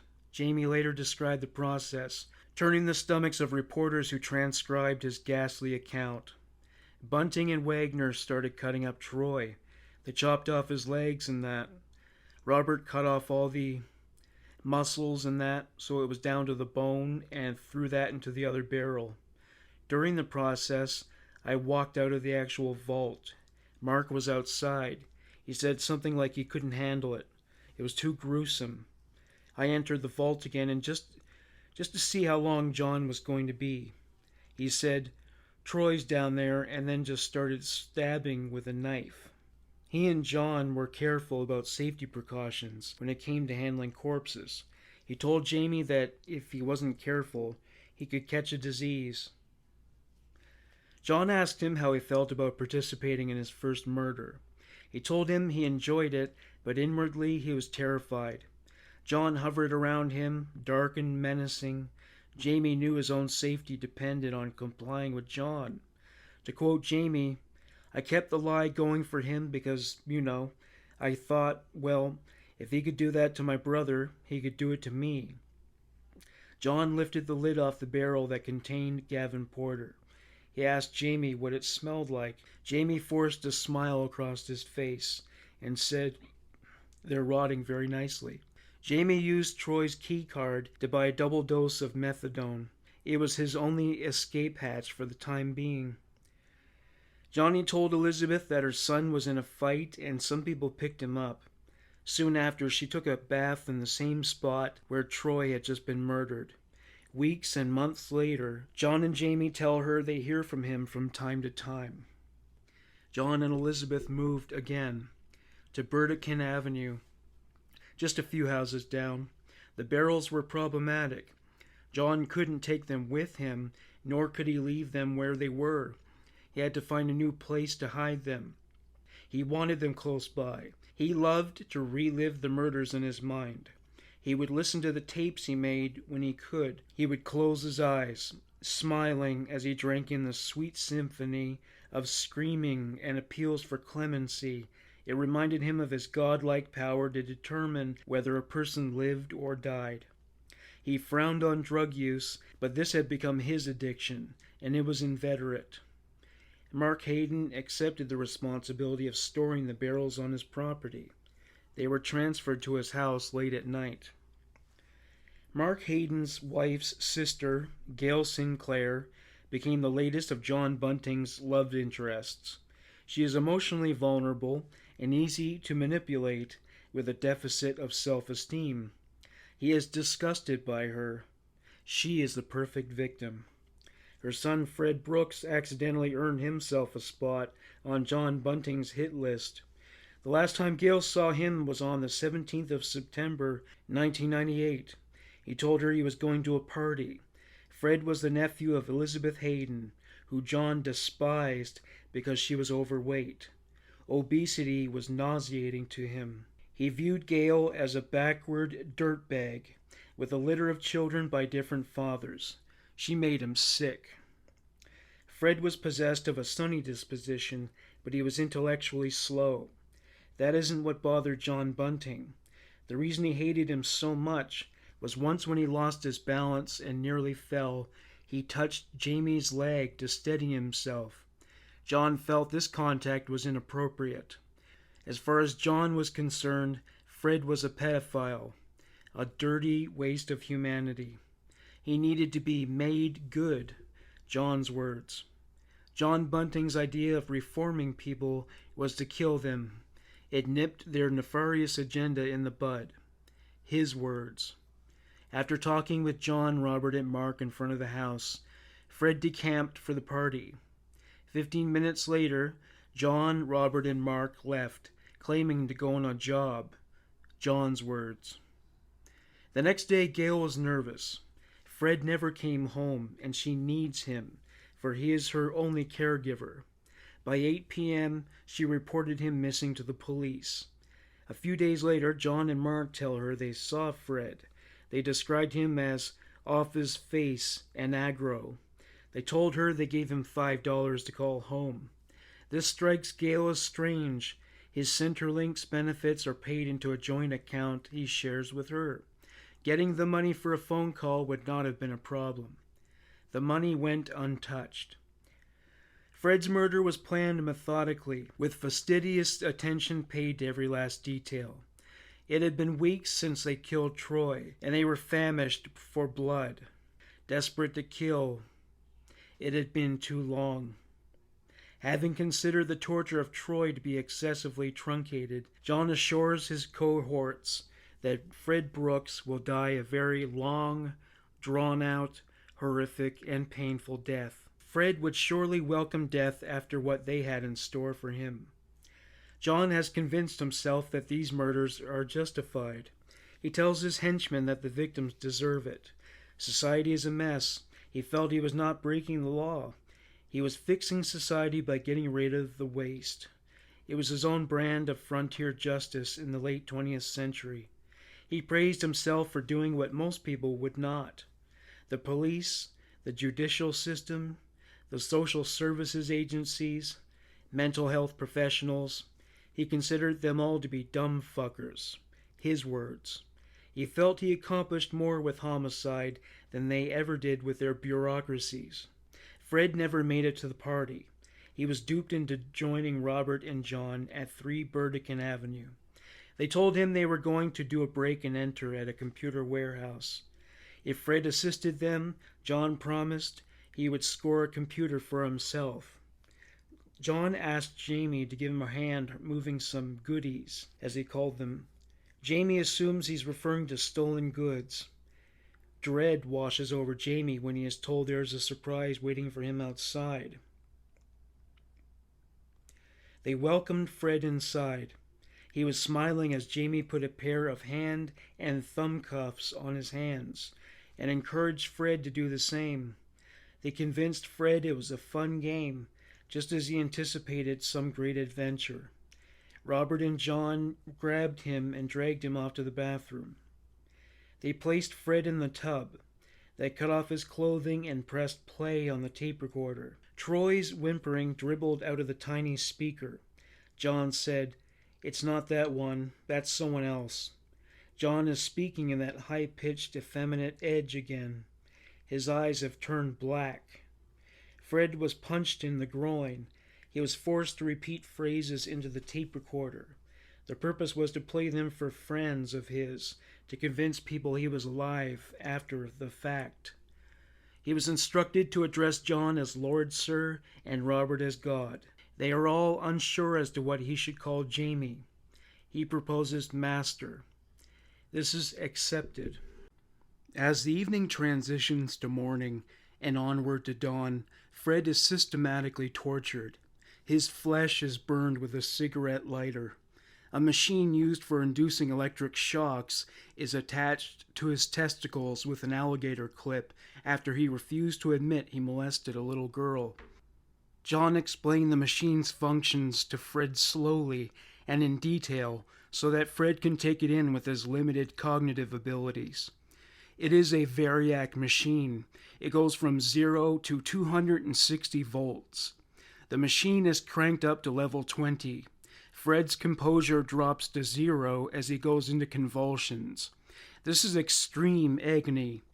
John told him to admit to molesting a little girl. Desperate for leniency, Fred admits it, whether it was truth or fiction. His testes are shriveled like walnuts. A lit sparkler was inserted into the hole of his penis.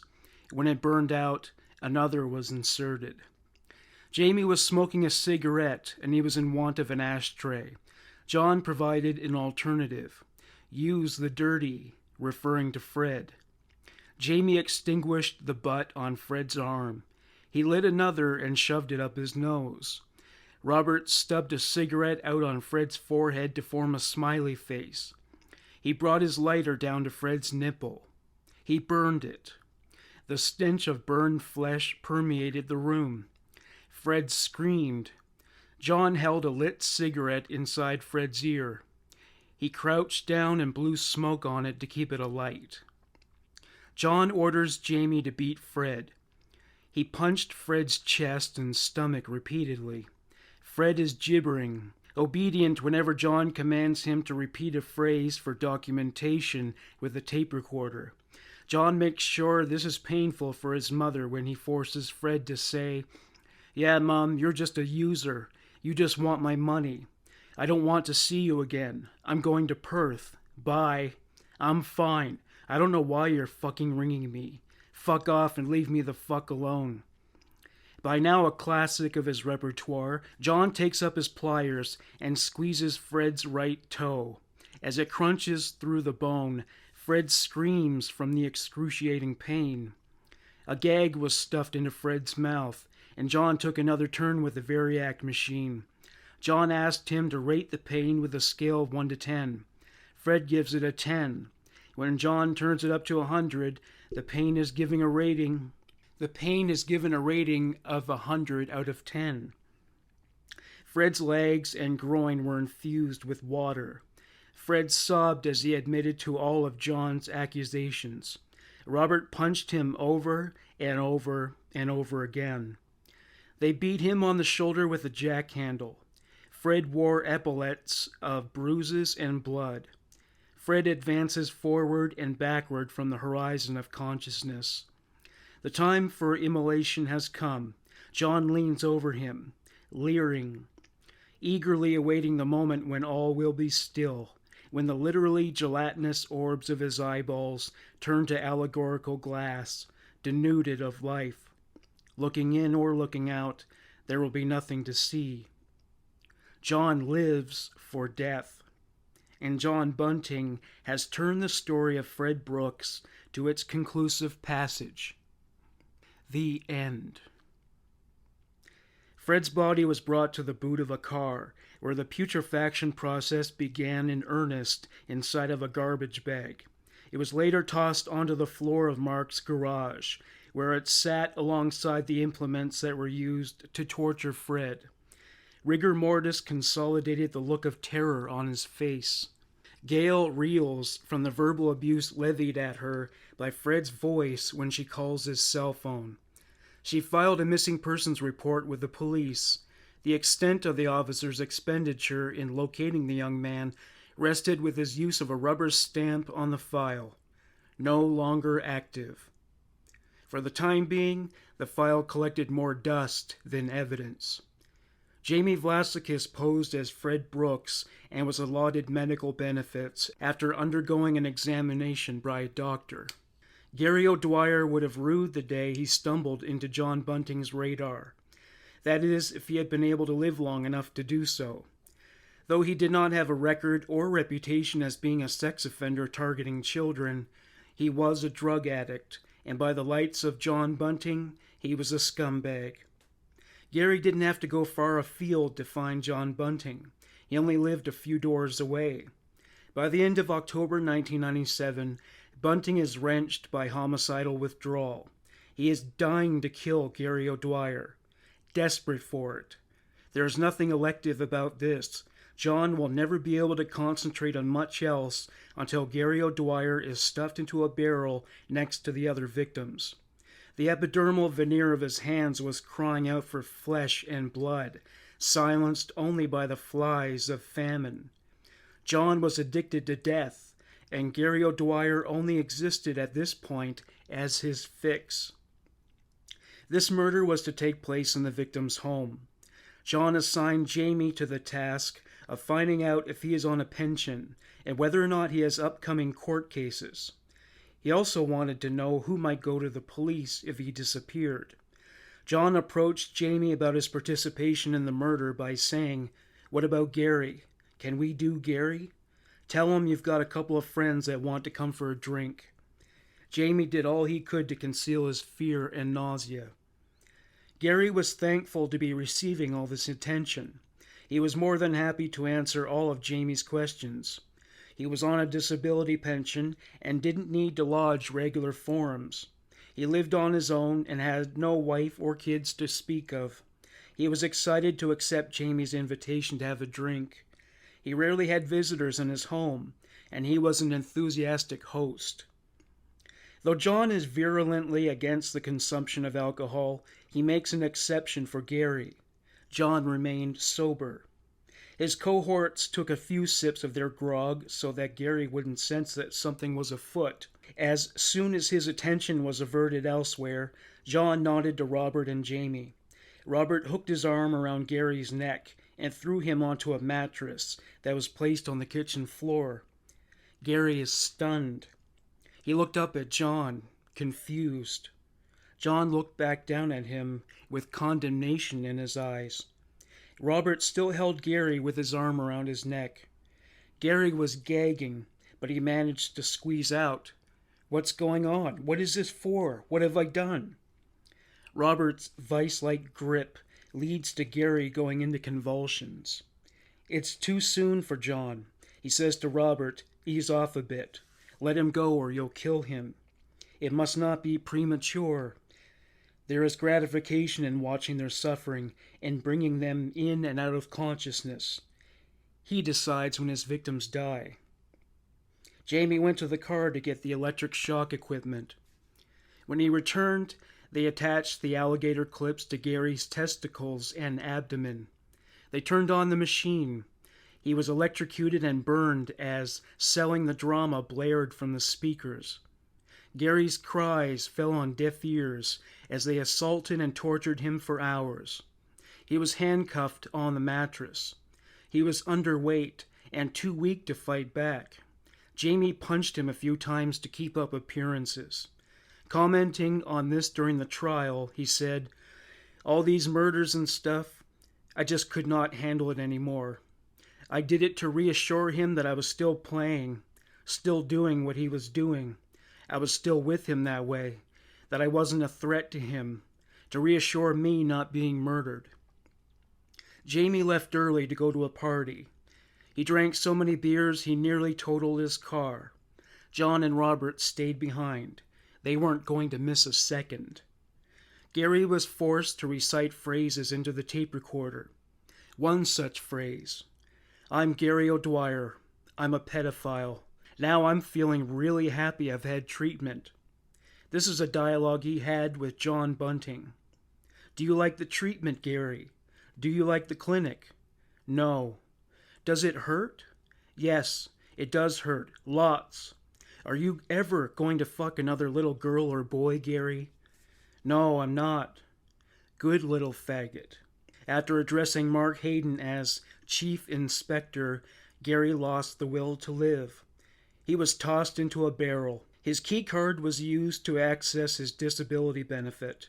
They stole furniture from his home. Knowing what trouble Gary's neighbors Kim and Stephen could be, John invited them to help themselves to Gary's remaining furniture. He tells them Gary has been bashed up and he fled Murray Bridge. Kim detects a stench that is coming from the laundry area. He tells her that it is meat Gary took out of the freezer and neglected to throw away. November 1997. The Missing Persons Unit is given a brief instructing them to investigate the disappearance of Barry Lane. It comes to their attention that money is still being withdrawn from his bank account. In July 1998, police set up video surveillance at the ATM machine where these withdrawals have been made. Somebody is making the withdrawals all right, but it isn't Barry Lane. It is Robert Wagner. He typically collects the money at a service station close to dawn. The operation functions on very limited resources, much to Detective Craig Patterson's chagrin. He requests an increase in surveillance. His request is denied. He applied for resources of the federal police to be allotted to the case, but they too rejected this appeal. Nevertheless, Robert Wagner was observed making similar withdrawals over a 6-month period, but only on 6 occasions. Patterson's application to order telephone intercepts is refused. He is informed there are only 6 such lines in South Australia, and none of them can be spared. Whatever Robert Wagner was up to, it didn't appear to be anything more nefarious than fraud. Whatever it was, it didn't qualify as a major crime.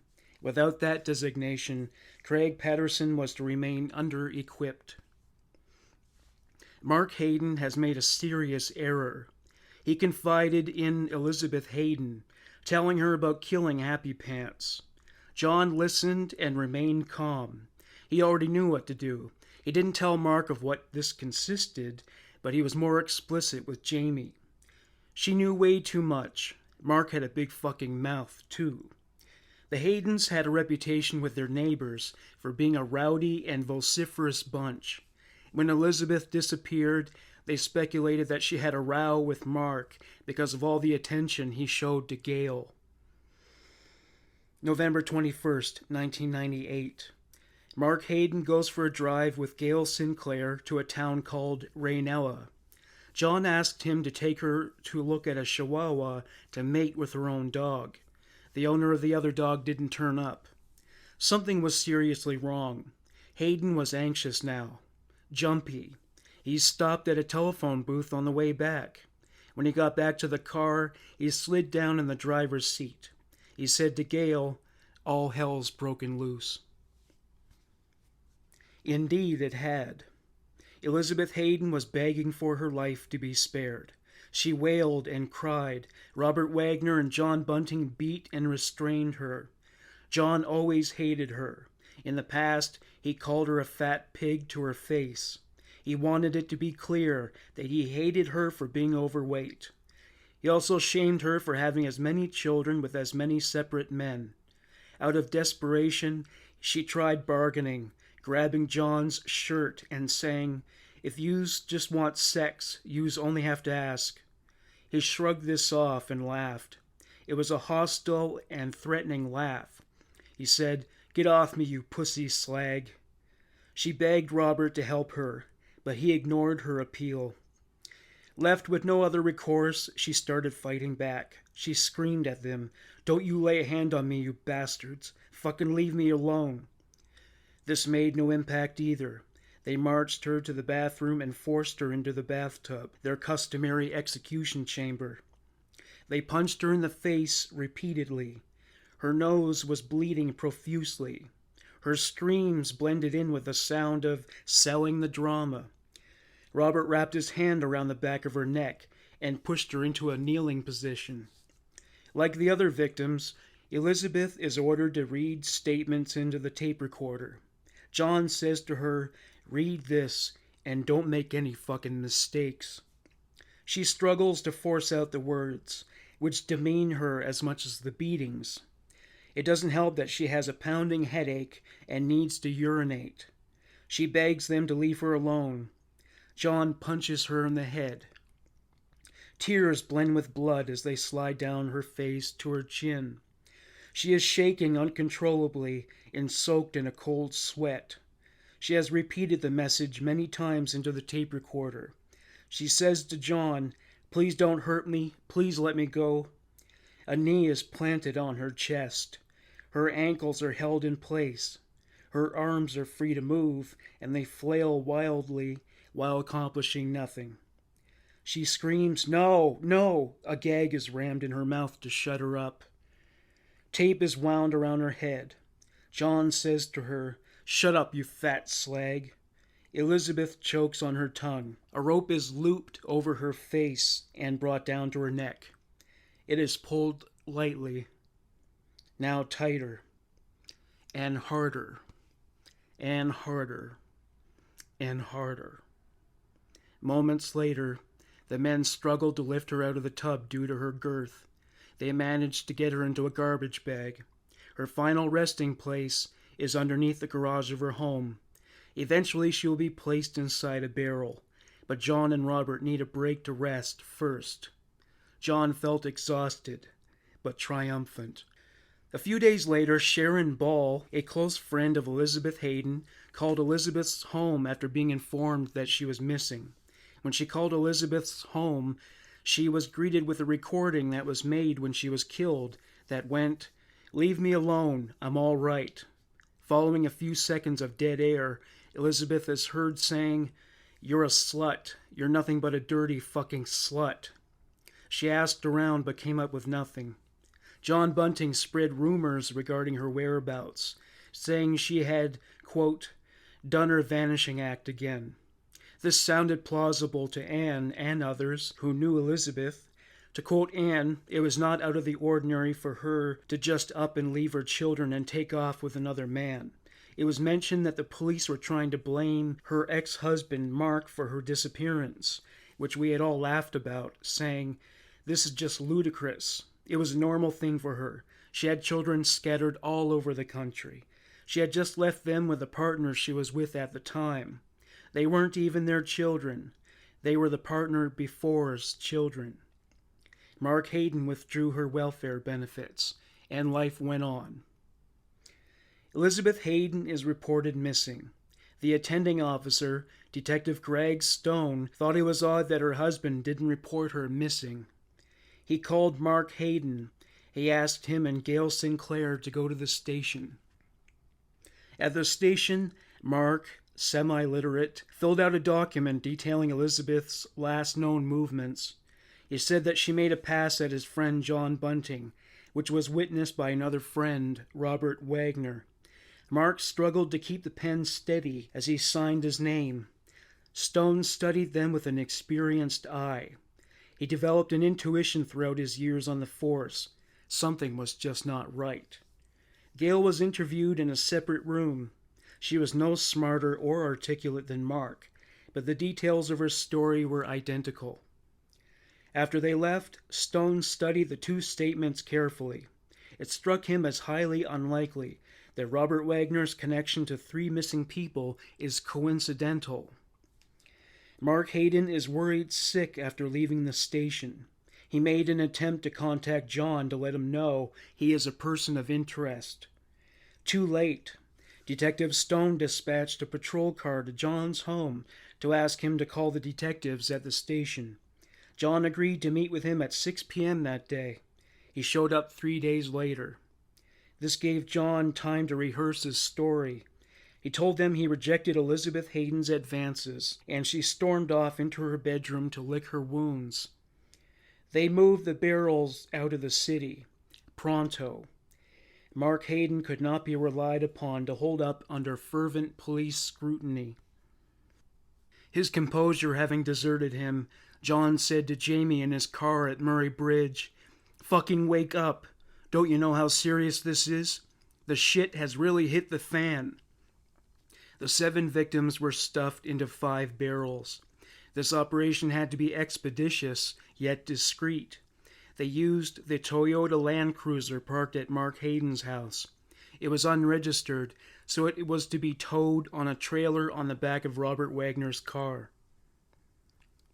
They began moving the barrels at midnight.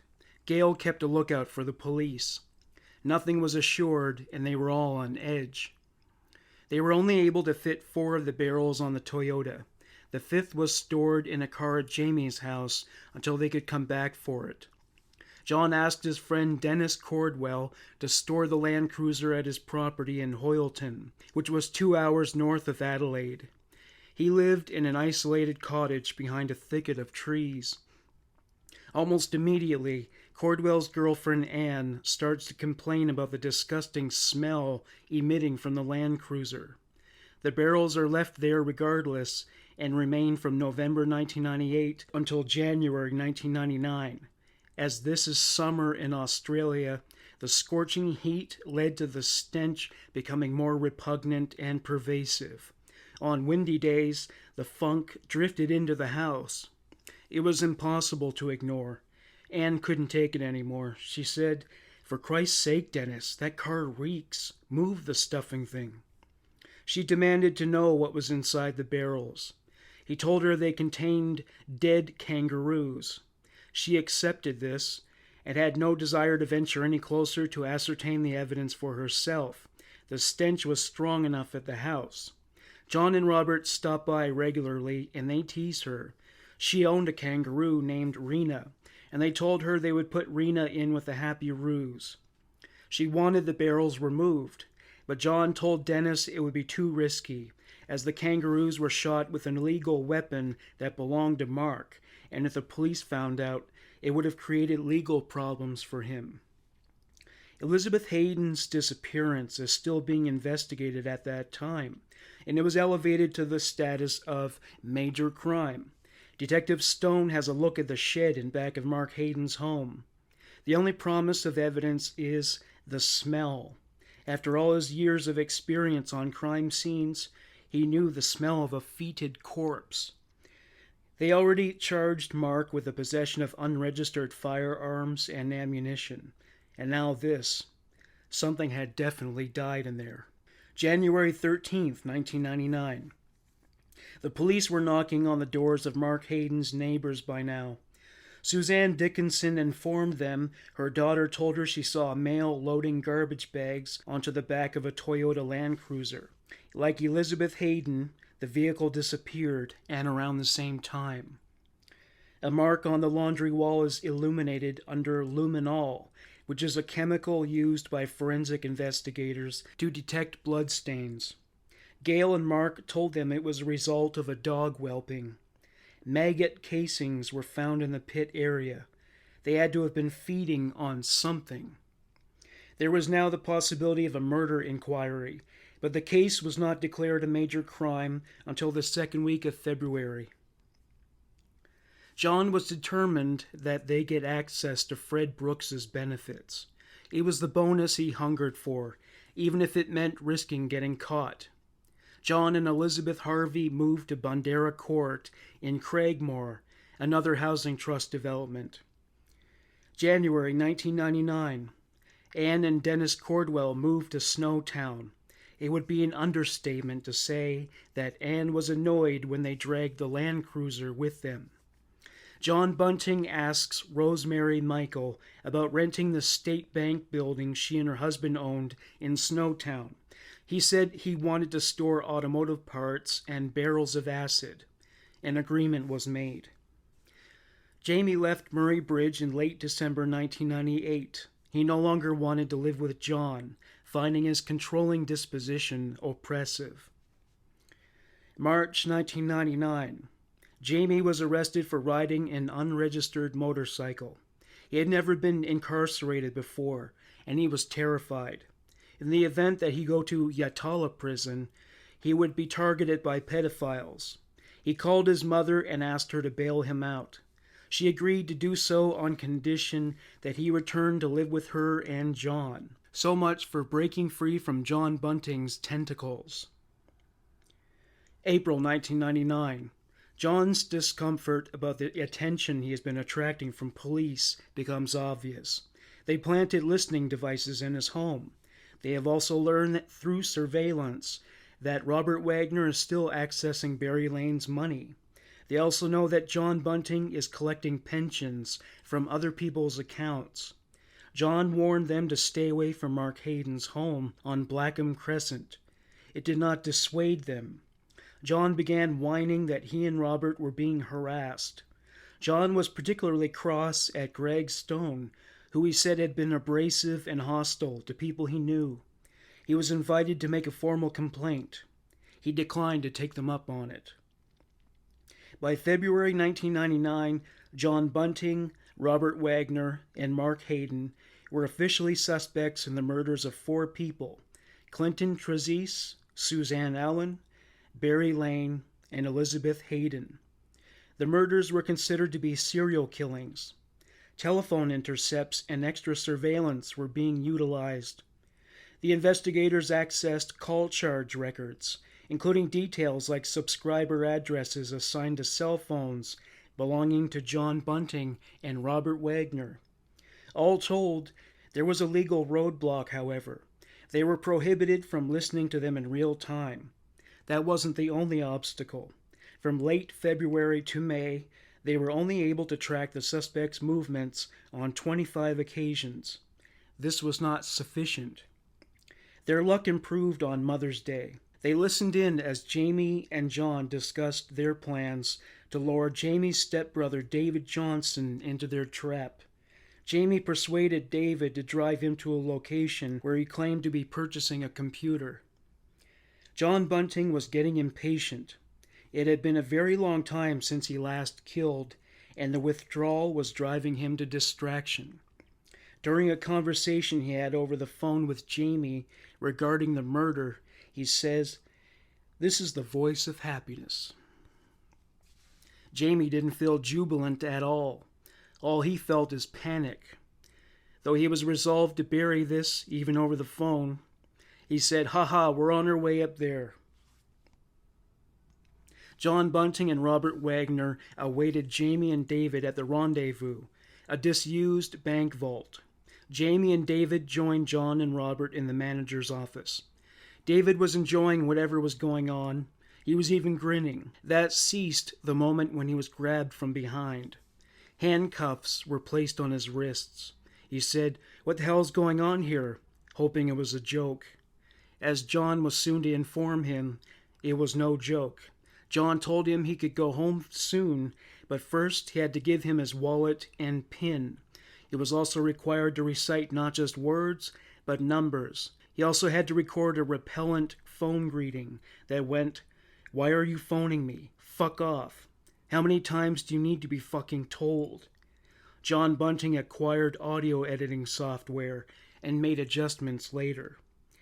David was forced to sit on a black plastic sheet that was placed on the floor. He was commanded to address David as Master. There were also the obligatory uses of Lord, Sir, and God for the others. It was difficult for him to be heard above the blaring of throwing copper. An hour later, David's jeans and t-shirt had been cut off him. He was naked except for his underwear. They stuffed his socks in his mouth. John grimaced after sniffing the socks, even though he had no sense of smell. He said to David, "How long have you been wearing these?" He put tape over David's mouth to prevent him from speaking. He forced his legs open. He gave him a swift and hard-hitting kick to the genitals. David looked over at Jamie with a silent appeal to intervene. Jamie looked away. John told him to go to the ATM to make sure David gave them the correct PIN number. David was murdered while Jamie was gone. He died with welts on his face and his belt tied around his neck in a tourniquet. Robert felt cheated because he didn't get to join in on much of the fun. It wasn't a very joyful experience for John either. He said, "Bastard kicked me in the ribs. I had to strangle him." When it came time to place David's corpse in the vault, John announced the strategy. Put on your play suit. Jamie and Robert put on disposable overalls and gloves. Robert stated the purpose. This is a slice and dice. They began by severing David's limbs. Jamie was asked to help, but he couldn't bring himself to even watch. David didn't need to be dismembered to fit into the confined space, but Robert kept cutting anyway.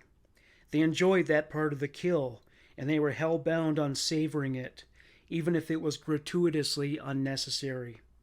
Robert sliced off a sliver of flesh from David's thigh and put it in a glove. He rammed his head into one of 2 barrels. John was very pleased with how the putrefaction in the older barrels was progressing. He was pleased that they didn't have to transport these barrels to Snowtown. When David's loved ones start to inquire about his absence, John tells them he ran off with a woman to Adelaide. Later, when Jamie turned on John and gave a statement in court, he commented on why he didn't stop John sooner. He had this to say: "I was thinking, how can I stop John from doing this? How do I stop the murder? What would happen if I did stop the murder? If I told John the car had blown up? If I told David what is going to actually happen? I personally don't trust the police, and I thought that if I did tell the police, John would be arrested, he'd be given bail, and he'd get me, or we'd both be arrested and put in together in the same cell. I just had to make a decision. It was the wrong one to make, but I believed that the more John was convinced that I was keen to be part of the plan, the safer I was. I know the damage I've done to your lives. I wonder what went wrong, and why I cannot change the terrible things I have done." David's girlfriend Linda is given the number of a mobile phone by which she can reach David. When she calls, a listless female junkie answers. "Who is this?" "A friend, Lynn." Gail calls out David's name. She turns back to the phone. "Sorry, he must be on the toilet. I've got to go now. Bye." John Bunting knows the police are on to him, but he doesn't care. He is cocky. He is convinced they are all stupid, and he will beat them all. Detective Steve McCoy presented his ID to Dennis Cordwell. McCoy said, "We believe that a four-wheel drive may have been, or is, involved with the disappearance of Elizabeth Hayden. We need to speak to you in relation to the four-wheel drive in your driveway." Dennis was not fazed by this. They went outside and sat in McCoy's car. McCoy took a statement from Cordwell. Dennis told him the vehicle was brought to his property in November 1998 by John Bunting and Robert Wagner. They brought it there because it stunk to high heaven, so much so the neighbors had been complaining about it. He mentioned that black barrels had been stored on it, but they were moved. He gave McCoy a key to the vault John Bunting was renting, and told him it was where the barrels were kept. This is where McCoy stops him. Black barrels. In the vault. McCoy got out of the car and said to his colleagues, "I think we've found the bodies." The pungent stench of death in the vault was overpowering, and any rookies who dared to venture inward were sure to vomit. The more experienced officers recognized that smell immediately. The officers found knives, gloves, and handcuffs in the vault. The head of major crime, Detective Chief Superintendent Paul Schramm, receives the call. "Boss, we've got bodies." Indeed, Steve McCoy described the nauseating odor that hung in the air inside the vault. It permeated your hair, your clothing, everything you had on. The stench got into. It was horrific. His descriptions are graphic. It was the stench of what I would say was rotting flesh, rotting bodies, human bodies. It was putrid. May 21st, 1999. John Bunting, Robert Wagner, and Elizabeth Harvey were taken into custody. Jamie confided in his friend Wally Fitzgerald, telling him details about the murders and where the bodies were stored. Jamie assumed he was assured of Wally's discretion, but Wally contacted Crime Stoppers and told them everything he learned.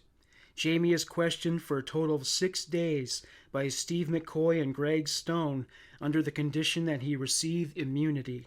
10 months later, he would be informed that the immunity would not be granted.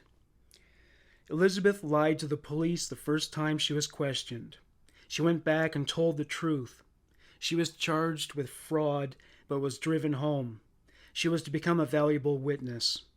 Later, through Jamie's lawyer, a deal was brokered so that Jamie would pass on information from her on the location of 2 more bodies in exchange for assurance that it can't be used in evidence against her. Jamie's interview began on May 24th, 1999. He articulated his fear of going to jail. "If I go to jail, I will do myself in. I don't care. It's hard enough sleeping at night now without sleeping in a 4x4 cell. After tomorrow, I might be in jail. I might have to put John in for everything. Then I might have to say he did a couple of others, unfound bodies that were found and stuff." He was charged with the murder of David Johnson on June 2nd, 1999. Another round of interviews were conducted with Brian Swan and Craig Patterson, starting in winter and ending in spring. Nearly 2,000 pages of harrowing and chilling detail were collected. He disclosed that he had had a fear of being murdered by John because of his drug use. John sometimes referred to him as waste for that very reason. He was afraid that the rest of his family would be murdered, dismembered, and stored in barrels. He was terrified that John would make bail and swoop down on him. Jamie was charged with 4 other murders at the end of April 2000. He was incarcerated in close confinement, known as protective custody in other countries. He was the most valuable witness, so his safety could not be put in jeopardy. He was held at a psychiatric hospital. He attempted suicide twice. The bodies of Suzanne Allen and Ray Davies were dug up on Skew's property by police. Elizabeth Harvey tipped them off. Skew's was just as shocked as his neighbors. He said, "The police told me they'd found body parts in the hole. I couldn't believe it. The first time was bad enough. And then they come back a few days later with a front-end loader and did another dig and found another body. I had no idea. I just got the shock of me life." John Bunting and his crew enjoyed the media spotlight. Even Jamie Vlasikis, after all the fear and trepidation he claimed to feel amid the slaughter, danced and shouted woo-hoo at the cameras, grinning in full view of every lens. When he left their sight, he would stick his tongue out and put his hands up as a gesture of triumph, like a victorious boxer after winning a title bout. Having been remanded in jail for a year, they didn't appear nearly as self-assured when their trial began. Though Bunting doesn't quite look so arrogant as he did before, his disposition suggests he is cold and unrepentant. One would only have had to look in his eyes to know it would be redundant to articulate those feelings with words. The amount of evidence mounted against the defendants was beyond substantial. Both science and witness testimony was on Justice's side. The defense barely had a leg to stand on. To quote prosecuting attorney Wendy Abraham in her opening statement, "The evidence to be led in this case, very broadly, falls within a number of categories. These include, although this is not an exhaustive list, the following: evidence of association between the various accused, evidence of association between the accused and the deceased, evidence of what was found in the bank and the bank vault. This is relevant to not only determining what had happened, but provides links with the bank and the accused, and the deceased and the accused. There is evidence of surveillance. This includes observations by the police relevant to the question of association between the accused. There is scientific evidence. This takes a number of forms, including the evidence of the post-mortem examinations. There are also a number of civilian witnesses that naturally relate to a number of topics. These include, for example, evidence of association, motive, explanations provided to them by various of the accused as to the disappearance of the deceased. The accused were well known to each other, and it is alleged the deceased were known to various of the accused. One witness testimony was given by Raylene Brown, who socialized with John Bunting on a few occasions. She recalled a conversation they had in 1993. He was just talking about different things you could do to people, like the way you could blow up houses and torture people, how you could hurt people. We were sitting around talking. We were having a few problems with Mark Day, the bloke Bunting moved to Adelaide with, and Bunting said, "You can fix these problems by getting rid of people." Some of his methods were torturing people, skinning people, putting salt on their wounds, razor blades in their feet, putting stuff through their air conditioning to make the house blow up. Jamie did his utmost to keep a low profile in jail. To quote Jamie, "People in here get to know me for who I am, not for what I've done." You know what I mean? Like, a lot of people in Yatala, they turn around and try to hero worship you. It's a big ego thing.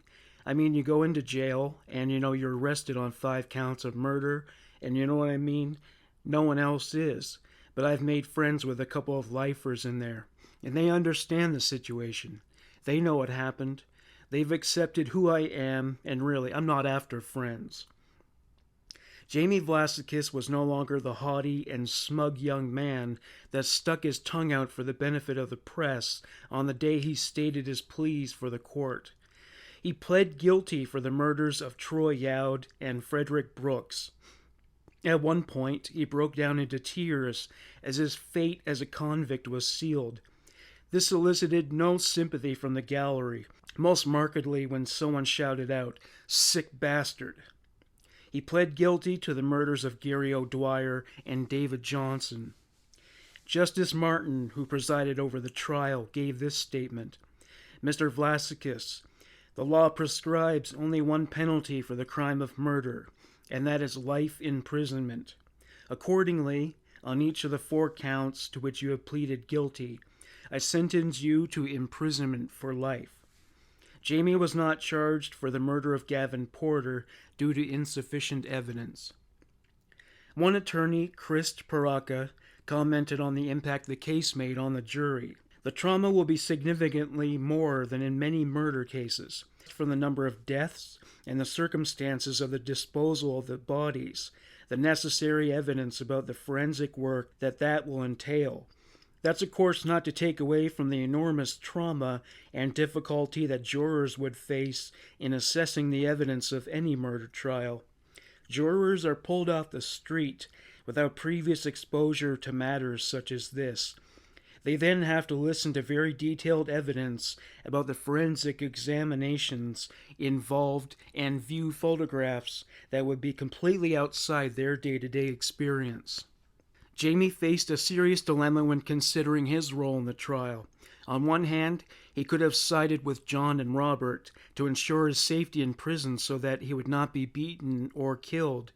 That wasn't guaranteed to happen, but it was proven before Jamie's eyes, beyond a shadow of a doubt, that they were dangerous men, especially Bunting. The other option was to testify against them with the hopes that it could score him a non-parole period. Ultimately, he did the right thing and violated the criminal code of ethics. He informed. He asked to be sentenced before giving his testimony. He was anxious to know his fate. His attorney, Rosemary Davy, took the tack of selling Vlasikis as a naive, impressionable young patsy who was led astray by John Bunting, who was evil to the core and the proven instigator of the crimes. Davy made this statement in Jamie Vlasikis' defense. The events leading to the death of 4 people were evil, marked by unparalleled barbarism, cruelty, and sadism. But the story of James Spiridon Vlasikis is not the story of an evil young man. It is the story of a person who participated in evil and why he did so. Davy outlined the traumatic childhood experiences that left Jamie rudderless and yearning for a paternal mentor. The paternal mentor he ended up with was John Bunting, and she did not pull punches when she detailed her evaluation of his character. John Bunting is a depraved, disturbed, if not deranged, vicious and dangerous killer. The relationship was one of power and corruption of my client. She described a scenario that transpired during Jamie's involvement with the murders. This situation involved cannibalism. My client was going to have a shower, and he comes out to find Robert Wagner cooking the flesh of David Johnson in a frying pan in the kitchen. He was offered some, told effectively, "Try some," as was Dennis Cordwell. Jamie refused the offer. A psychiatrist confirmed that Jamie was molded by John Bunting's influence. Jamie made a statement. He began by offering his, quote, sincere and unconditional sorrow, end quote, to the families and friends of the victims. He went on to say the following: I hate myself for the fact I have done these degraded crimes. I have to live with the pain and suffering I've caused to the victims, families and friends, and it sickens me to think that I could even be involved in taking away precious lives from their loved ones. When I lie in bed at night, I think I don't know myself anymore. In the mornings I wake up and think, why? And when I look in the mirror and look at my face, I think, this is not me. How did I end up in this position? I could kill myself tomorrow, but then I think this would be the easy way out. And then I realize that the choices I've made are the ones that will affect my life forever. Now is the time to face up to my mistakes and own up to my responsibilities. I am so sorry for what I have done, and I could never forgive myself. I would like to say to the loved ones of the victims, I know that nothing I have said today, nor anything else would ever make up for the pain I have caused you. I know the damage I have done to your lives, and the suffering you will have to experience, and I know you can never forgive me, but I am sorry. As I look back and reflect into the past, I wonder what went wrong, and why I cannot change the terrible things I have done. I know the damage I have done to your lives. David Johnson's mother, Carlene Cheeseman, made this statement to Jamie. To Jamie, I would like to say, I forgive you, but I don't condone your actions. I feel sorry for you because you have robbed and defiled yourself. What has been done, but can't be changed, not in heaven or earth. Just as Judas gave Jesus to his murderers for 30 pieces of silver, so you gave up my son for his possessions and money. David was no angel, but his life was not yours to take. A statement made by Marcus Johnson, David's father, was colored by a different tone. I can't find it in my heart to hate him, even though he killed my lovely David and my lovely Troy. I thought he had the capacity to love his family, but he obviously never did. He must never walk the streets again. I don't know him as a human being. I obviously never did. For his extensive cooperation with the authorities, Jamie was given a non-parole period of 26 instead of the 46 years with which he would have slapped him had he not supported the proceedings. May 21st, 2002, John Bunting receives 2 more murder charges for Clinton Trezise and Thomas Trevelyan. Mark Hayden only stood trial for the murders of his wife Elizabeth and Troy Yowd. September 27th, 2002. Robert Wagner pleads guilty on 3 counts of murder, those being for Barry Lane, Fred Brooks, and David Johnson. A smile plays across his lips.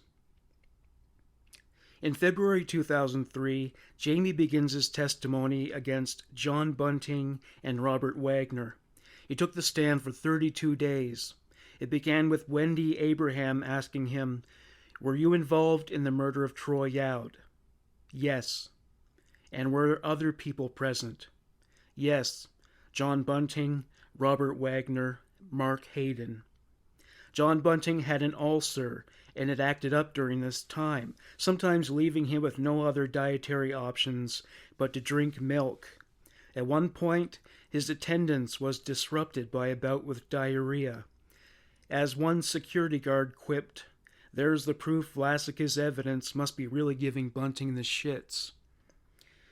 More intestinal distress was sure to befall John Bunting when Justice Martin inquired of the jury if they reached a verdict germane to the crimes with which John Bunting was charged. Justice Martin said, "Do you have verdicts on the other counts?" The forewoman said, "We do, Your Honor." Between these 2 statements, the room was so quiet and the air so still that if the barrels containing the bodies had been on display, the putrefaction process could almost have been as keenly detected by the ear as it was by the nose.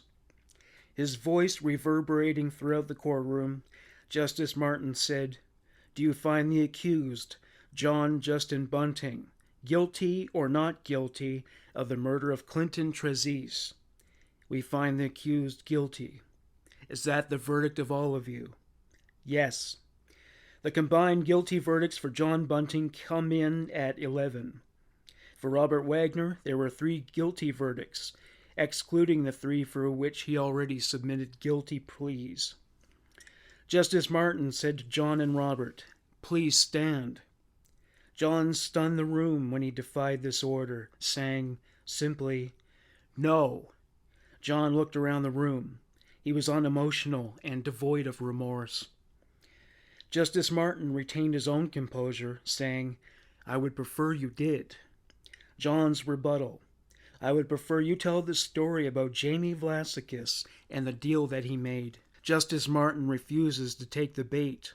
Consistent with the dignity and decorum expected of a man in his position, he shifted gears and announced the sentences. John Bunting received 11 life sentences, and Robert received 10. Justice Martin flagged the possibility of not fixing a non-parole period.